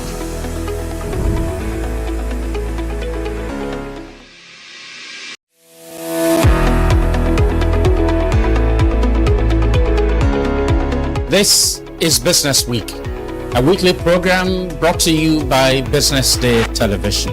And we're live from Lagos, the nation's commercial capital, bringing you the latest insight into the stories that matter for business and the economy. I am Deborah Eze. Onyeka Valentine. I am Destiny Momo. My name is Elizabeth Moses.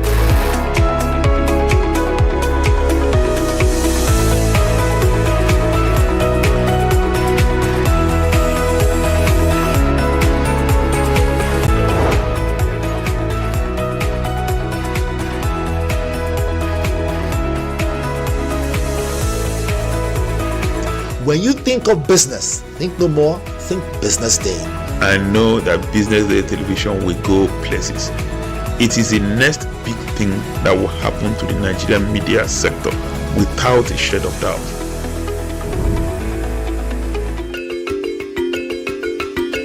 Pleasure of welcoming great supporters and friends from Inma. He's the president, and then of course L. Wilkinson, and then Dorin is heading the work in Africa.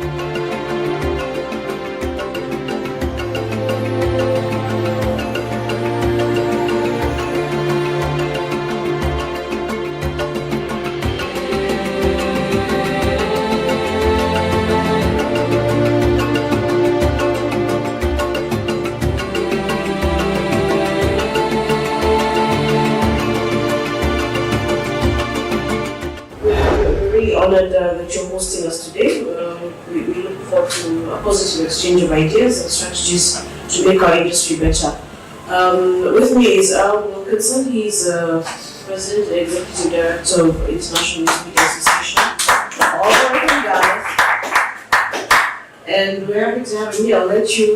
I'll let him tell you guys more about him and why he's here.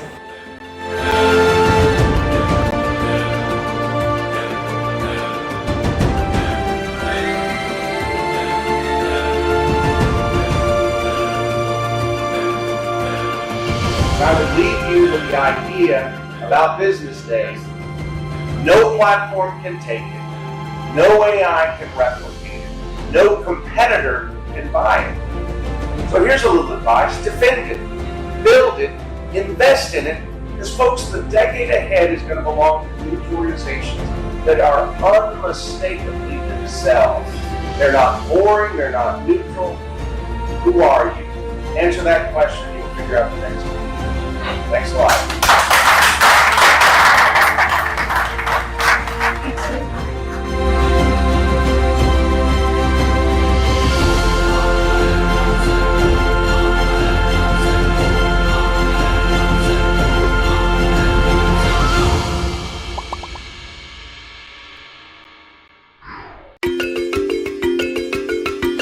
Pleasure of welcoming great supporters and friends from Inma. He's the president, and then of course L. Wilkinson, and then Dorin is heading the work in Africa.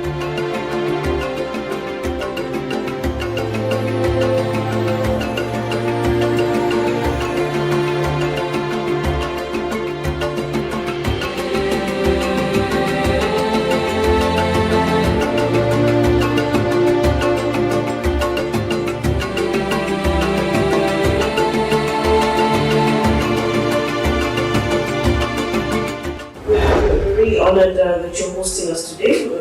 We look forward to a positive exchange of ideas and strategies to make our industry better. With me is Al Wilkinson. He's President and Executive Director of International Media Association. All welcome, guys. And we're happy to have him here. I'll let him tell you guys more about him and why he's here.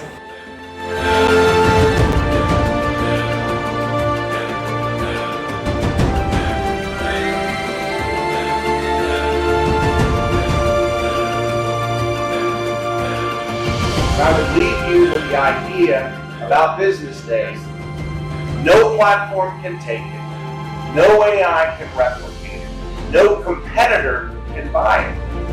So here's a little advice. Defend it. Build it.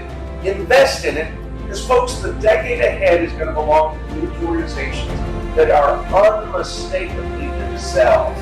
They're not boring, they're not neutral. Who are you? Answer that question, you'll figure out the next one. Thanks a lot.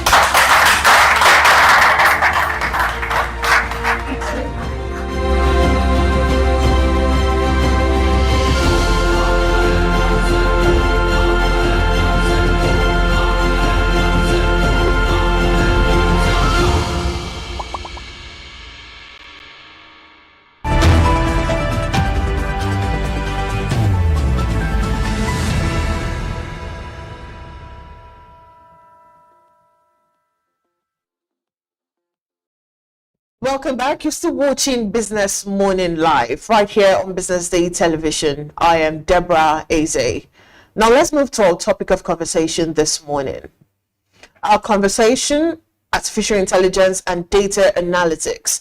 We are looking at the opportunities and risk for Nigerian businesses. Artificial intelligence is no longer a futuristic concept. It's rapidly becoming a key driver of business transformation across the globe. From automating routine tasks and improving customer service to detecting fraud and forecasting market trends, AI and data analytics are changing how businesses operate. In Nigeria, adoption is steadily growing across sectors, including banking, telecommunication, healthcare, agriculture, and retail. However, alongside these opportunities come critical questions around data privacy, cybersecurity regulation, ethics, and whether the country's workforce is adequately prepared for an AI-driven future. Today, we'll be exploring how Nigerian businesses can harness the power of AI and data analytics while managing the risk and what it will take to build a competitive digital economy. And joining us to explore this conversation is Dr. Goodluck Nurum. He's the Director, Center for Data Analytics and Simulation, Caleb University, Nigeria. Good morning, Dr. Goodluck. It's good to have you on Business Morning Live. Good morning, Deborah. Thank you for having me. All right, let's go straight into it.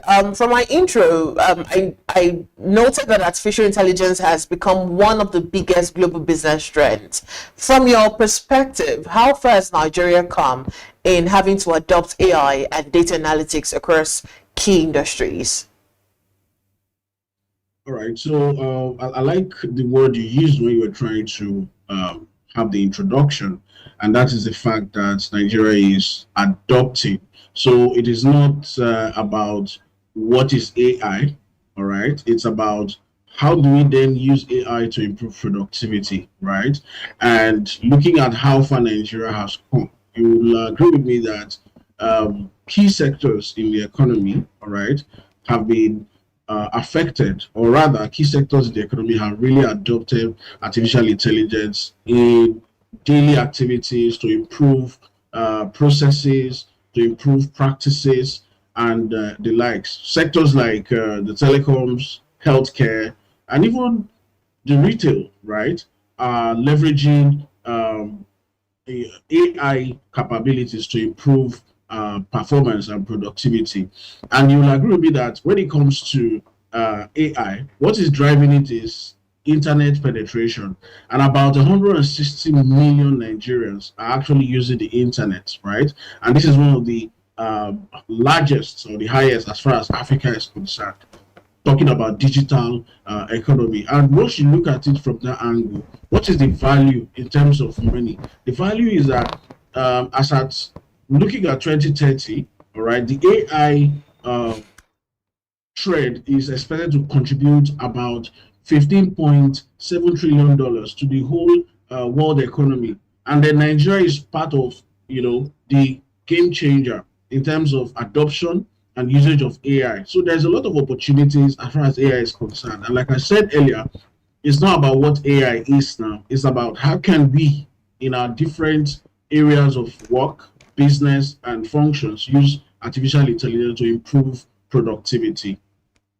So which of the sector of the Nigerian economy do you believe stands to benefit the most from AI and also data analytics? And are there any success stories that would actually demonstrate this potential?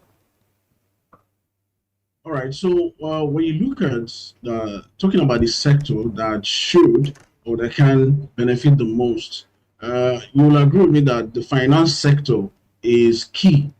We need money. We need money to run through our activities. We need money to finance our businesses. We need money to run our families and all of that. And so whatever it is that can make this money come quick, right, is very, very beneficial. And so the finance, sector would benefit. Another sector that will benefit more is agriculture, looking at the fact that we eat every day. And so there is need for intentional efforts from the agricultural sector to see how AI capabilities can be adopted to improve crop yield, to improve farm monitoring, and the likes. So agriculture and finance would benefit more or most from the use of artificial intelligence. And then close to that, we have the healthcare. Health is wealth, they say.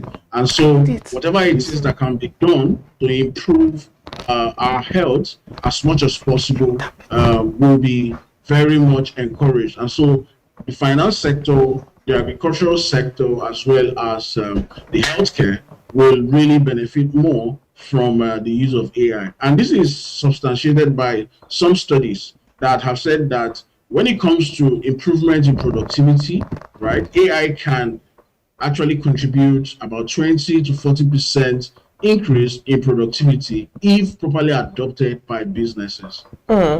So a conversation was had here that was last week Monday, about small businesses having to adopt AI, and one of the problems that we looked at is these SMEs perceiving AI as expensive and also overly complex. So how do you think SMEs can actually leverage AI without making huge investment or having to see it as expensive?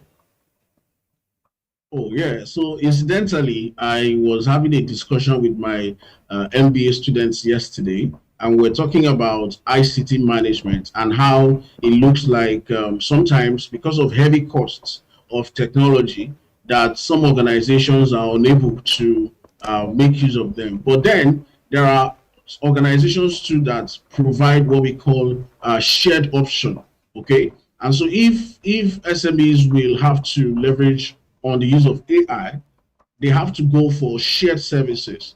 Now, when we talk about these shared services, what it means is that a major company can decide to provide funding for a major acquisition, and then begin to sell it in bits and pieces to smaller organizations who probably don't have money to have their own in-house capabilities. And so when it comes to SMEs in Nigeria, they can be able to use AI by looking for services that are run on shared platforms.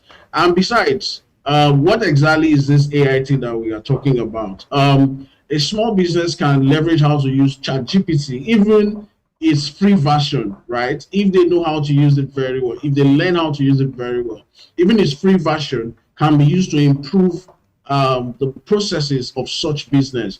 With ChatGPT, with Cloud free version, a small business can be able to check their books, they can be able to do account reconciliation, and then if then they want to now do something more than basic, they can begin to talk about subscriptions and all of that. So when it comes to AI, at a basic level, it is available for almost every businesses. So what is supposed to be done is that SMEs are to look at how they can learn how to use it.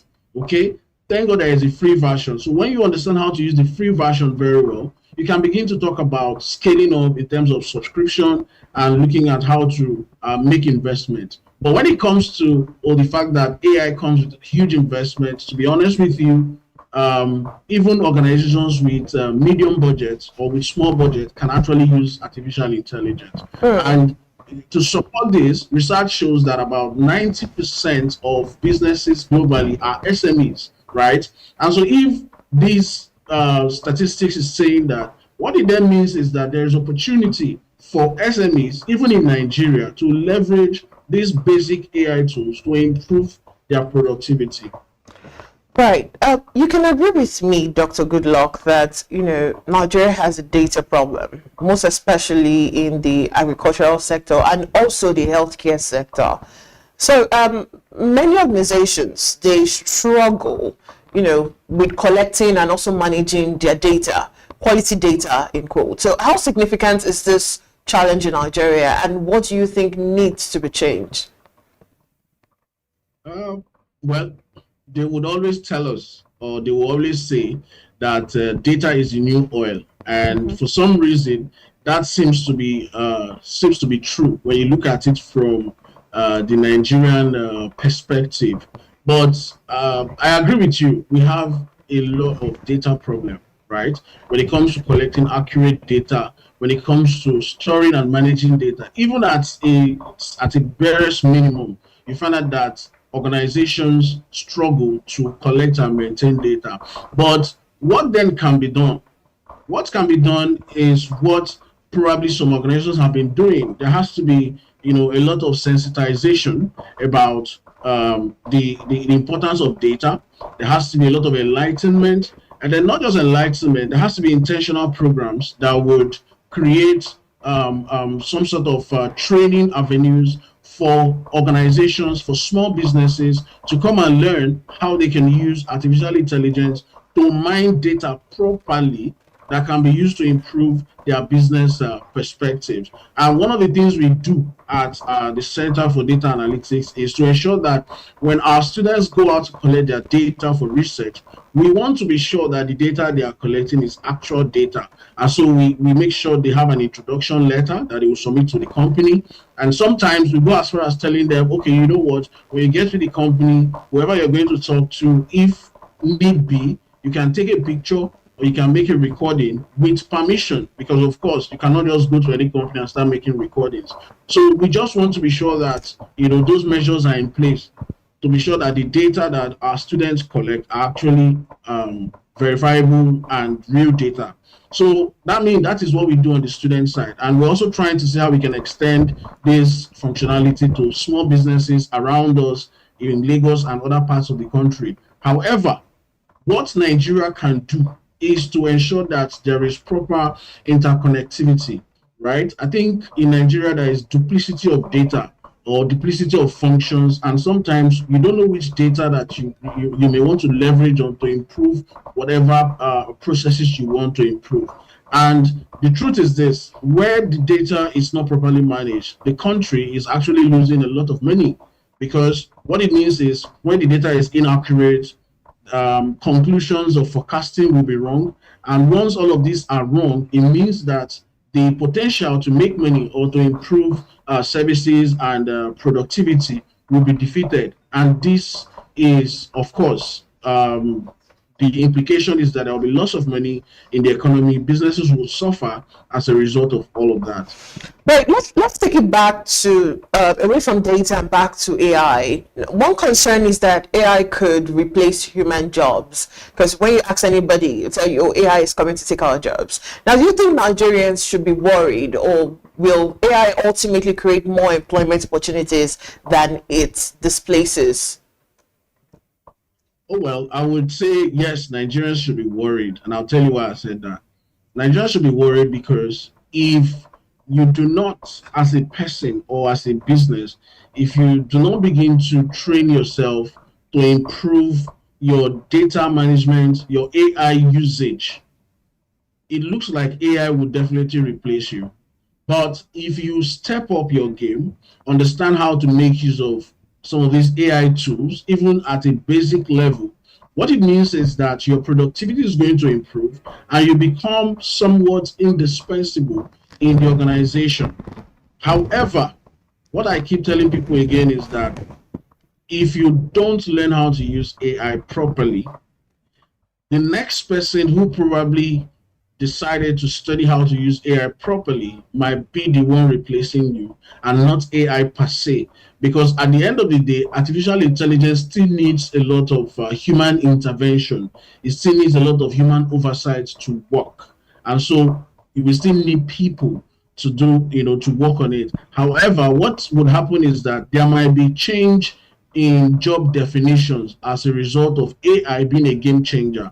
There will be change in job definitions. There will be new roles that will come up as a result of adoption and the trend that AI is bringing currently. All right, let's look at the skill gap, because that would actually remain, that is a major issue. Do you think our universities and also training institutions are doing enough to prepare graduates for careers in AI, in data science, and also other emerging technologies?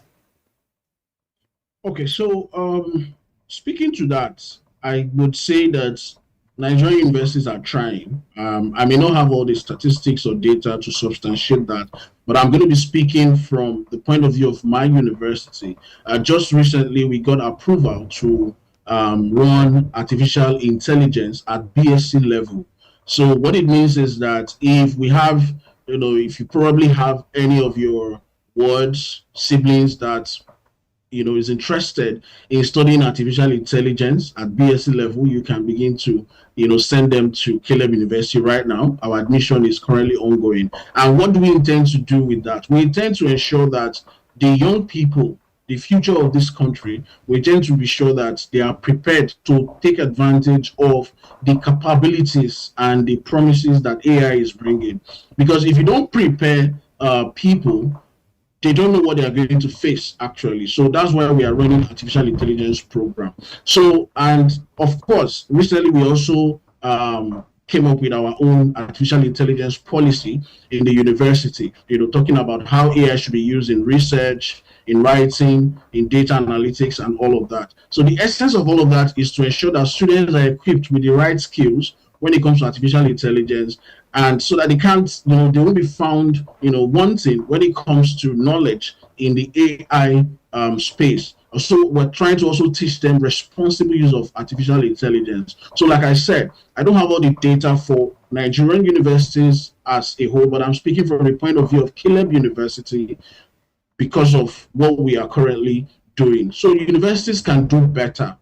There should be training in artificial intelligence. There should be intentional programs, intentional classes. Industry experts in the AI space can be brought to schools to come and hold sessions with students, with young people, even with teachers, right? So that we can learn better how we can use AI to improve our productivity. And then there could be AI programs that are centered on industrial hubs or SME hubs. Okay, you can decide to go to a particular cluster of SMEs and see how you can teach them how to use AI to improve their bookkeeping, to improve their accounting, to improve their day-to-day operations. So universities are doing what they can, but I feel they can still do better. I mean, Nigerian universities, in terms of partnerships, in terms of providing experiential learning and practical learning. Then there has to be an update in the curricula of the universities. There is this usual, talk about Nigerian education and all of that. I will tell you that Nigerian education is actually good. It's just that we just need to fix a little, some things in our curriculum, and before you know it, we're there as expected. Right. As businesses actually collect more customer data, concerns are around privacy, cybersecurity, and the ethical use of AI as it continues to grow. So how do you think organizations can actually strike the right balance between innovation and responsible AI use? All right, so while innovation is good, there has to be a check.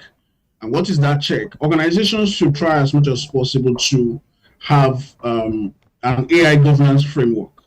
Okay, so this AI governance framework will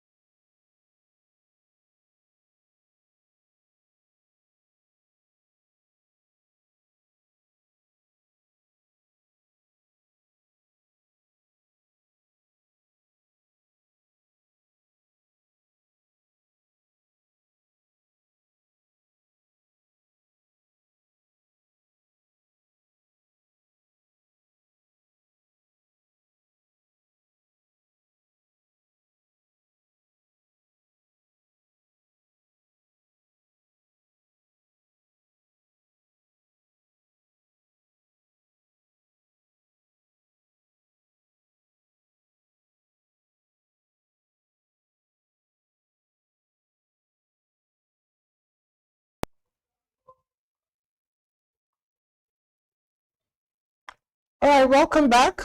Before we went on that break, Dr. Goodluck was trying to explain to us how businesses can actually, curb customers' concerns on privacy and cybersecurity. Dr. Goodluck, do we still have you?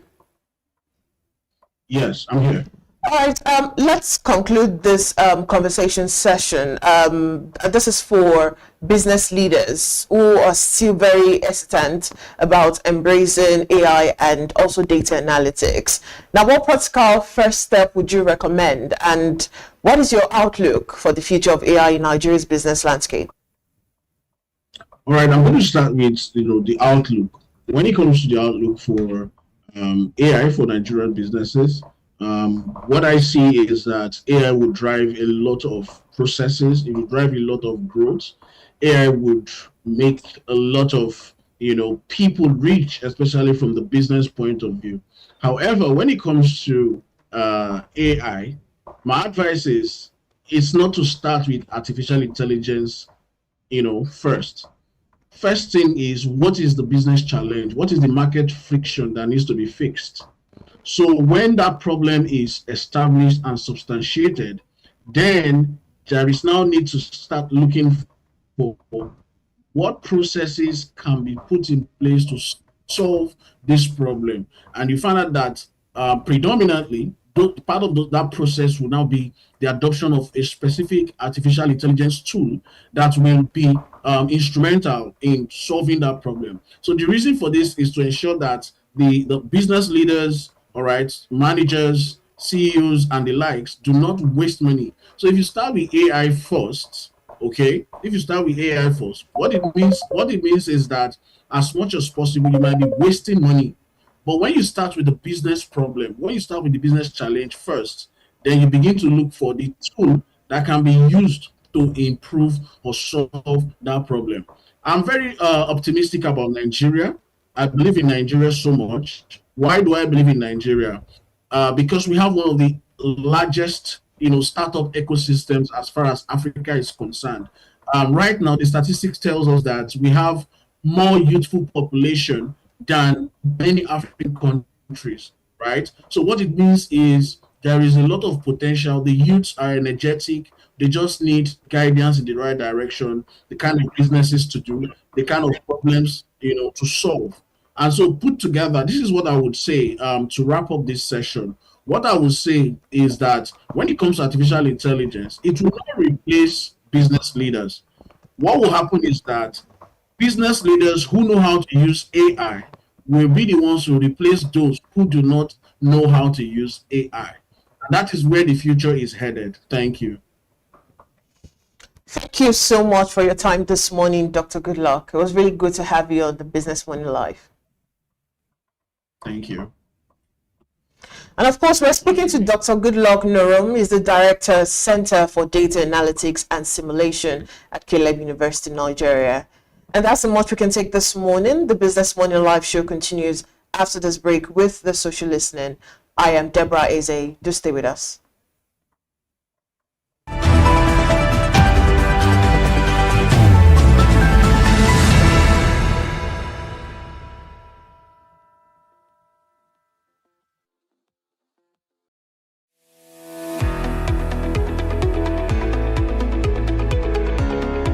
This is Business Week, a weekly program brought to you by BusinessDay Television. And we're live from Lagos, the nation's commercial capital, bringing you the latest insight into the stories that matter for business and the economy. I am Deborah Eze. Onyeka Valentine. I am Destiny Momo. My name is Elizabeth Moses.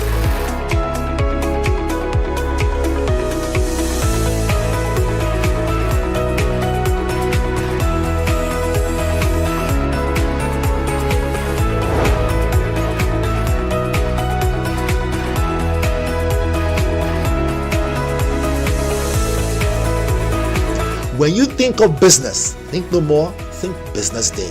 I know that Business Day television will go places. It is the next big thing that will happen to the Nigerian media sector without a shade of doubt.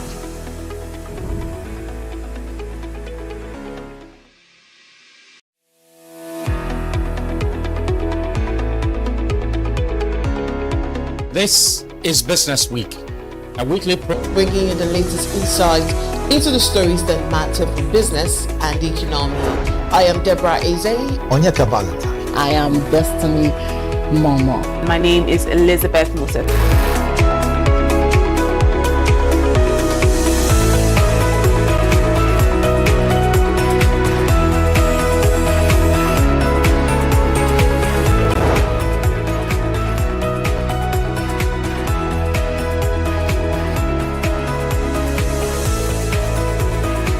When you think of business, think no more, think Business Day. I know that Business Day television will go places. It is the next big thing that will happen to the Nigerian media sector without a shade of doubt.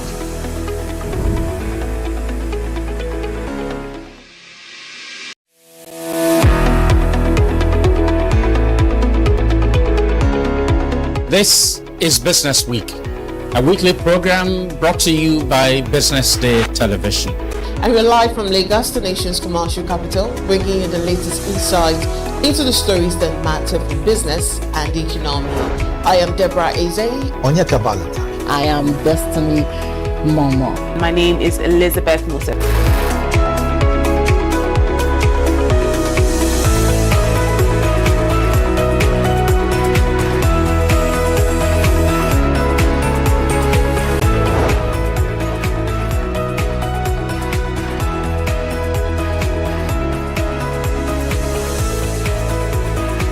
When you think of business, think no more, think Business Day. I know that Business Day television will go places. It is the next big thing that will happen to the Nigerian media sector without a shade of doubt.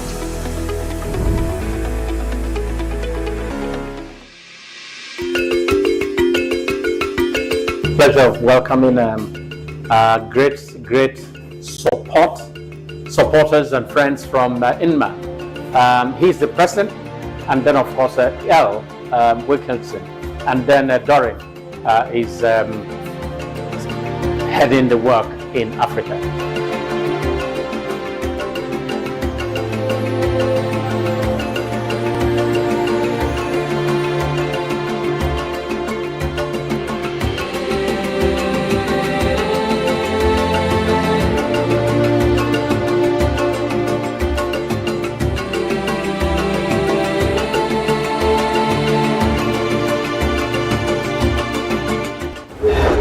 Honored that you're hosting us today.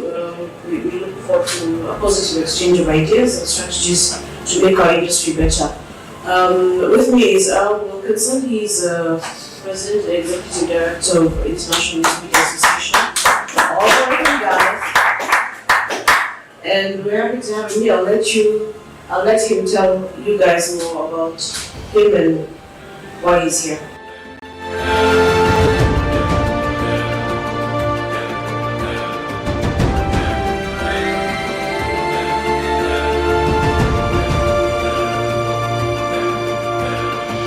I would leave you with the idea about Business Days.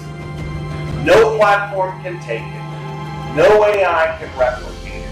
No competitor can buy it. So here's a little advice. Defend it.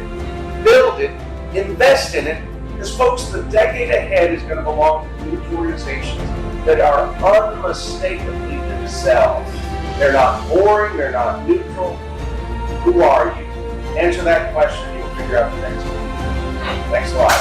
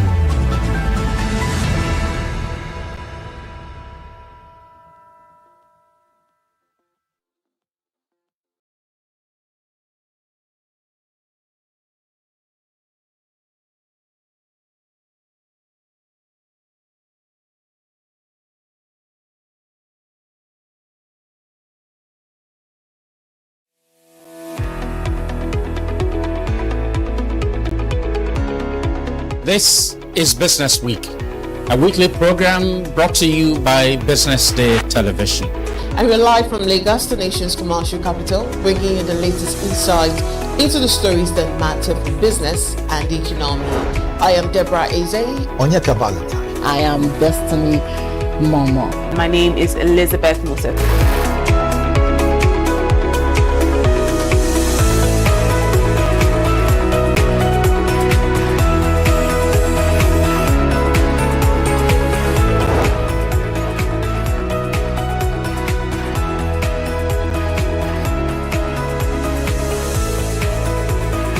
When you think of business, think no more, think Business Day. I know that Business Day television will go places. It is the next big thing that will happen to the Nigerian media sector without a shade of doubt.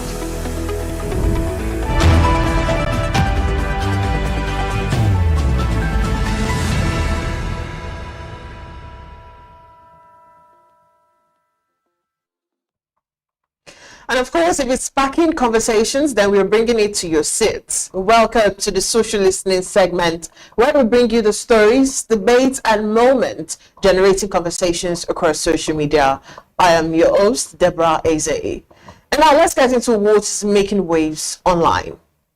For the first conversation today, the federal government, through the Federal Ministry of Education, has given approval for the National Examinations Council, NECO, and the West African Examinations Council, WAEC, to increase the registration fee for their senior secondary certificate examination, SSC, to 50,000 naira per candidate beginning from 2027. The examinations are conducted first by or internal candidates who are finishing their secondary school education. WAEC just finished this year's exam a few weeks ago, while NECO is still ongoing. The increase would see NECO SSC internal examination fee jump from 30,000 naira per candidate to 50,000 naira, while WAEC would jump to 50,000 naira from 27,000 naira. A memo approving the new rates dated June 18, 2026 was signed by the Director of Senior Secondary Education, Federal Ministry of Education, Mr. Adeniji Ibrahim, on behalf of the Minister of Education. Now let's take a look at how netizens are reacting to this development. And of course, the first reaction, we have the first Twitter reaction from Scode, and he said, I have never seen a government with so many anti-people programs and policies like this one. Parents are already struggling to pay these WAEC fees, but how does the government respond to their plight? By raising them even higher. Another reaction from Vincent, and he said, why can't the federal government make education free and compulsory up to secondary school level and NAPTEC? If we claim to be fighting insecurity, we should be doing everything necessary to reduce the number of out-of-school children across the country. We build houses for judges, but abandon our children. And the final reaction from one more reaction from Enzo Raudo, and he said education is not meant for making money, and Tinubu should understand this. Our level of education is not high enough generally, and so it shouldn't chase people away from pursuing their educational aspirations. Tinubu is destroying our educational system with this move. And finally, Said Africa said WAEC and NECO fees can easily be covered by the government if there is a genuine commitment. Many women who sell akara and kuli struggle to pay these fees for their children. Also, it's rare for 2 or 3 children from the same family to be sitting for WAEC or NECO in the same year. So the financial burden on the government would be manageable.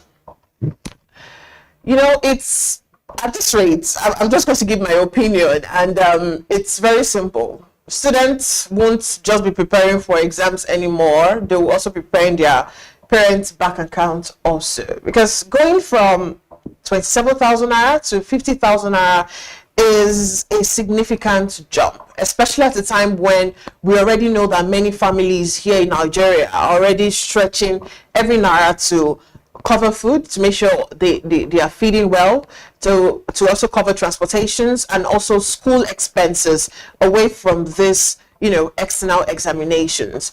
I will also say that, I like to say that education is supposed to be open doors and not to become another financial ordeal, because education is necessary, and having to add financial order to it just, makes it ridiculous. And the fear is that for some families, this won't just be another increase. It could mean a child delaying or even missing an exam altogether. And this is not taking away the fact that the examination bodies have costs to cover, of course, but the real challenge is making sure that quality education doesn't slowly become a luxury, and that is what is slowly turning to be, because how many families would be able to afford 50,000 naira for their children or child to be able to, sit for these exams?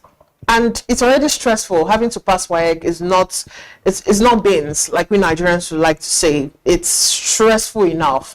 Now, having to pay for it shouldn't feel like you're sitting for another exam or you're preparing for another exam, or for it to become a burden for the parent or the guardian who would have to pay for these exams.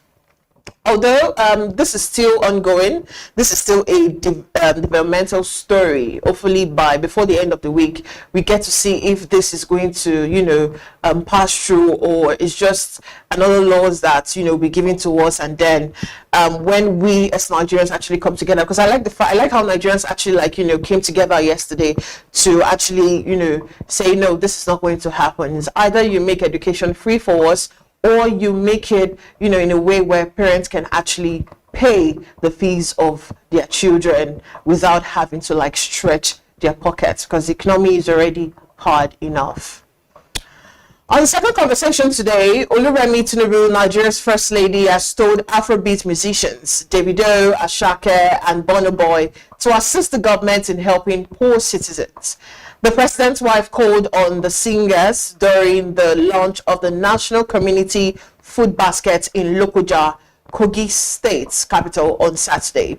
Citing the charity works of their Senegalese American counterpart, Akon, Remi Tinubu urged the Nigerian music stars to start helping poor Nigerians through foundations, while also stating that the burden is too huge for the federal government to bear. She urged the music stars not to focus on purchasing luxury cars like Maybach and Rolls-Royce alone. But let's see how Nigerians are reacting on social media. I think we have a video. Let's take a look at the video.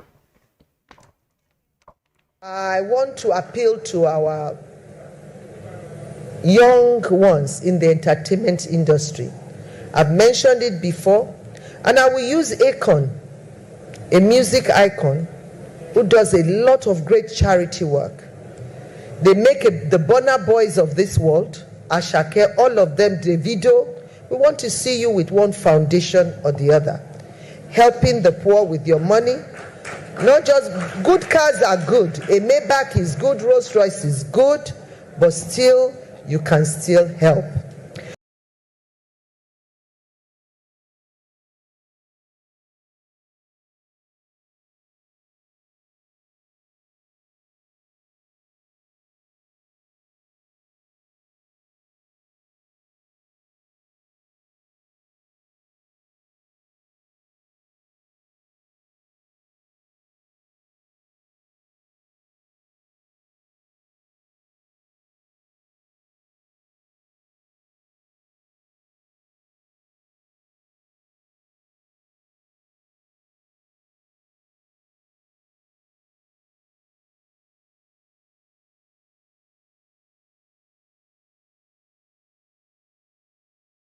Massive budgets for official luxury cars, and then turn around to tell us the burden is too heavy, so musicians should help feed the masses.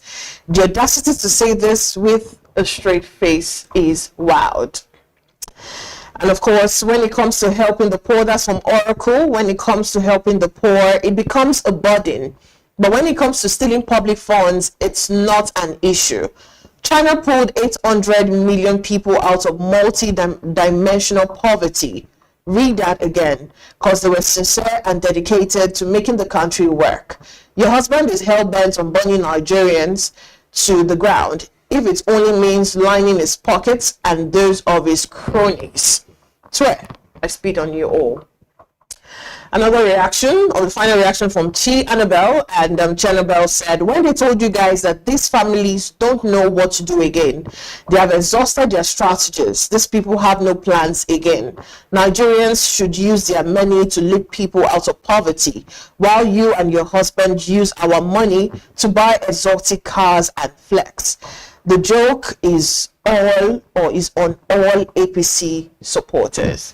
I think the joke is actually on all of us. It's really not just on APC supporters, to be honest, because 2 weeks ago we've not still gotten over the akara and the roasted corn saga, and here we are again. The First Lady, of course, Remi Tinubu, she's here again, and this time around she's asking the big three, Davido, Burna and Whiskey, to help the poor Nigerians.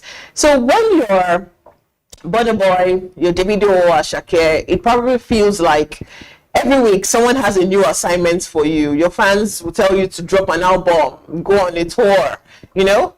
And now the First Lady has added for the big three to actually please help the poor. So now they're no longer thinking about making music for Nigerians and, you know, putting us on that global stage. It's now about helping the poor. No doubt, these artists, they have supported people through scholarships, donations, and community projects over the years. This is go and do your finders. It's not wow, really. It's really just do your finders. They've really supported people. But here's the thing. Charity is a beautiful thing when it's given, not when it's expected. It's actually great to encourage successful Nigerians to give back, but lifting people out of poverty shouldn't rest on the shoulders of these musicians alone. They shouldn't hand them over the responsibility. That's a job that requires everyone. That's the government, businesses, communities, and yes, even those who can afford to help. So let's appreciate generosity when it happens, but let's not confuse philanthropy with public policy. At the end of the day, these musicians have a right to decide, you know, how they use their money or what they want to use their money for. It is really a shame on the government for them to actually come out to, you know, ask people, because the fact that they have fame, they're actually people. They're like you and me, earning their keep, earning their pay. So it's really audacious for the government to actually come out to say, oh, you really need to use your money. You don't have to buy the Maybach and the Rolls Royce. You need to use your money to actually help the poor. That is the duty of the government. And if as a government you're failing to, you know, enforce that duty on the people, I think it's just right you step down and allow people who can actually properly serve the people do the job. And all of this is my opinion. All right, let's move forward. Let's move to the final conversation today. And this is actually a very beautiful news. Nehemiah Danjuma has joined the ranks of Nigerians' newest legal practitioner after being called to the bar, achieving what he described as a historic milestone as the first deaf lawyer from northern Nigeria. Danjuma, who hails from Jaba, Kaduna State, studied common law and graduated with a second-class OPA at the University of Ilorin before proceeding to the Abuja campus of the Nigerian Law School for his Bar Part 2 program. Celebrated the achievement in a post on X where he identified himself as a deaf lawyer. This is really beautiful, but let's see how netizens are reacting to this story. And of course, the first reaction from Mosumola Adoni Obiora, and she said, determination and talent knows no limit. Congratulations, Nehemiah Danjuma, breaking barriers and making history. A proud moment indeed for Nigeria. And another one from IBN, and he said, deaf lawyer, how? So if I have a serious case, I should hire him to do the job in the midst of those who can speak while he keeps giving signs. I want to think this person is trying to be funny, really, because that's a very cold one. And of course, we have a word from Damilola, and Damilola said, there is ability in disability. These days, there are tools that will enable him present cases and win cases in the courts of law. congratulations to him. We should always think about inclusiveness in all areas. People living with disabilities are not less human. Damilola, thank you for responding to IBN. That's like the best response for what IBN was trying to say. And finally, from Nas Guy, and he said, an inspiring achievement that proves determination can overcome even the toughest barrier. Of course, I totally agree with that. Disability, there indeed is ability in disability. And now this is the kind of news that actually deserves a standing ovation. I like to see people do things that, you know, ordinarily you would think is not possible. Just imagine spending years studying one of the most demanding professions in the world. I tell you, studying law is very, very demanding. And then not only are you studying it, you're refusing to let anyone define your limits. Nehemiah Danjumah's story is a reminder that ability isn't always about when you can hear. It's about the determination to keep showing up. It's also a gentle reminder to all of us that sometimes we spend weeks procrastinating over one small email or one assignment while someone else is quietly breaking barriers that many people, you and I, couldn't break. So stories like this shouldn't just inspire you, they should actually challenge us to rethink what inclusion really means, because when barriers are removed, talent has a way of speaking for itself, even without saying a word. Congratulations to you, Nehemiah, and I hope this is just, you know, a starting point for your career. And I'm very sure you're going to do things. Still referencing on IBN, I think that people like Nehemiah are not for people like IBN that can actually talk, really, in my opinion. There are a lot of people who, for someone who actually grew up with like a lot of deaf people, it's really difficult for you to actually like be a speaking person, and you know, you want to defend somebody who is actually deaf. And I think Nehemiah is actually especially for people like that. This is not saying he cannot represent people who can actually speak clearly like you and I, but you know, I think it's for that set of people, which is actually a good thing, because we don't get to see many lawyers, you know, defend people like that. And of course, that's a wrap on the conversations making waves across social media in Nigeria today. Thank you for watching The Social Listening, and this is where we bring to a close the Business Morning Live Show. Thank you so much for sticking with us since 8 a.m.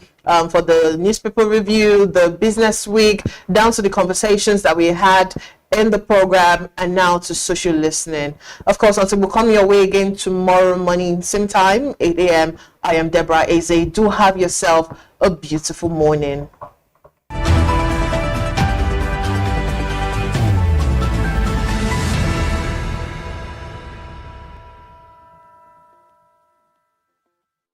For 25 years, BusinessDay has delivered credible journalism, intelligent analysis, and decision-shaping insights to Nigeria and Africa's business community. Introducing Africa's first AI-integrated website, enhanced with powerful new capabilities. At the heart of the new platform is the AI-enabled chatbot, built to help you navigate stories faster, ask questions, get summaries, and access deeper context instantly. Text-to-speech functionality, allowing you to listen to articles on the go. The Murtala Muhammad International Airport, Lagos, has recorded an 11.8% growth in air traffic. Whether you're commuting, driving, or multitasking, BusinessDay now moves with you. And with our new language translation feature, our journalism becomes even more accessible. You can select your preferred language, thereby expanding reach across diverse audiences in Nigeria, Africa, and beyond. This innovation reinforces our commitment to being not just a news platform, but also a smart, accessible, and future-ready business intelligence hub.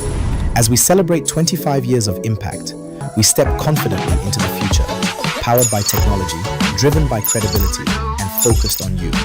Visit the new BusinessDay website today and experience the future of news.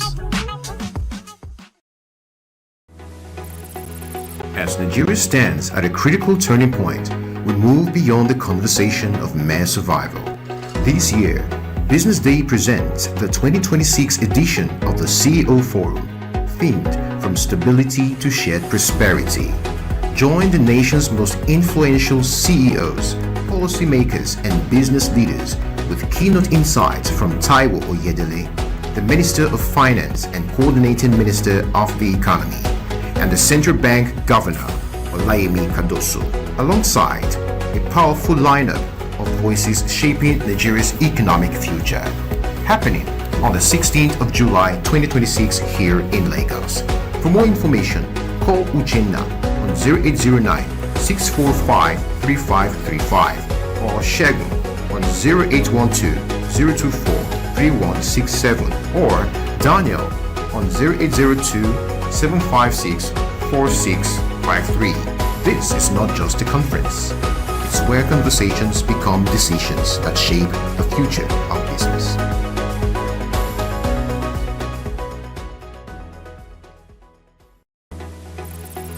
As Nigeria stands at a critical turning point, we move beyond the conversation of mere survival.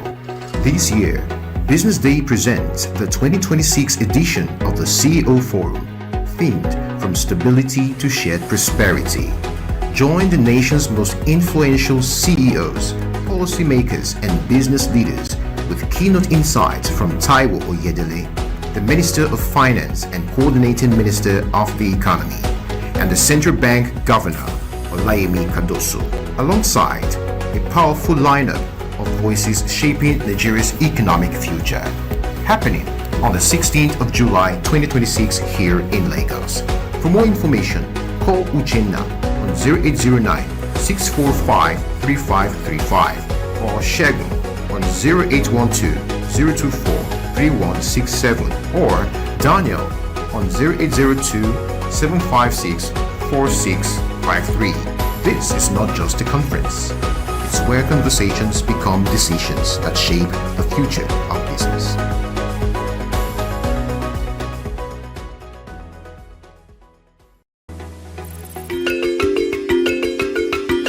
Pleasure of welcoming great supporters and friends from Inma. He's the president, and then of course L.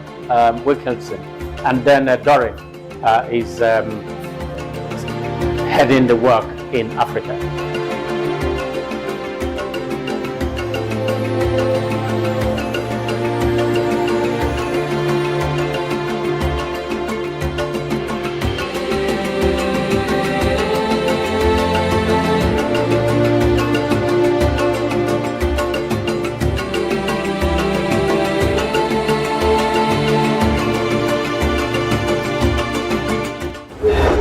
Honored that you're hosting us today.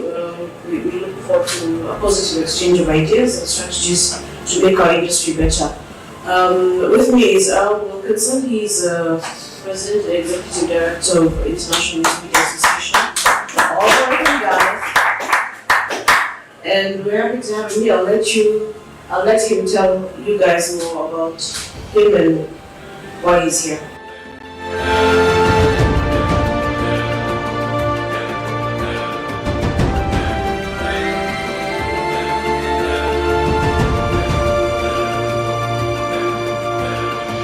I would leave you with the idea about Business Day. No platform can take it. No AI can replicate it. No competitor can buy it. So here's a little advice. Defend it. Build it. Invest in it. Because folks, the decade ahead is going to belong to huge organizations that are unmistakably themselves. They're not boring. They're not neutral. Who are you? Answer that question and you'll figure out the next one. Thanks a lot.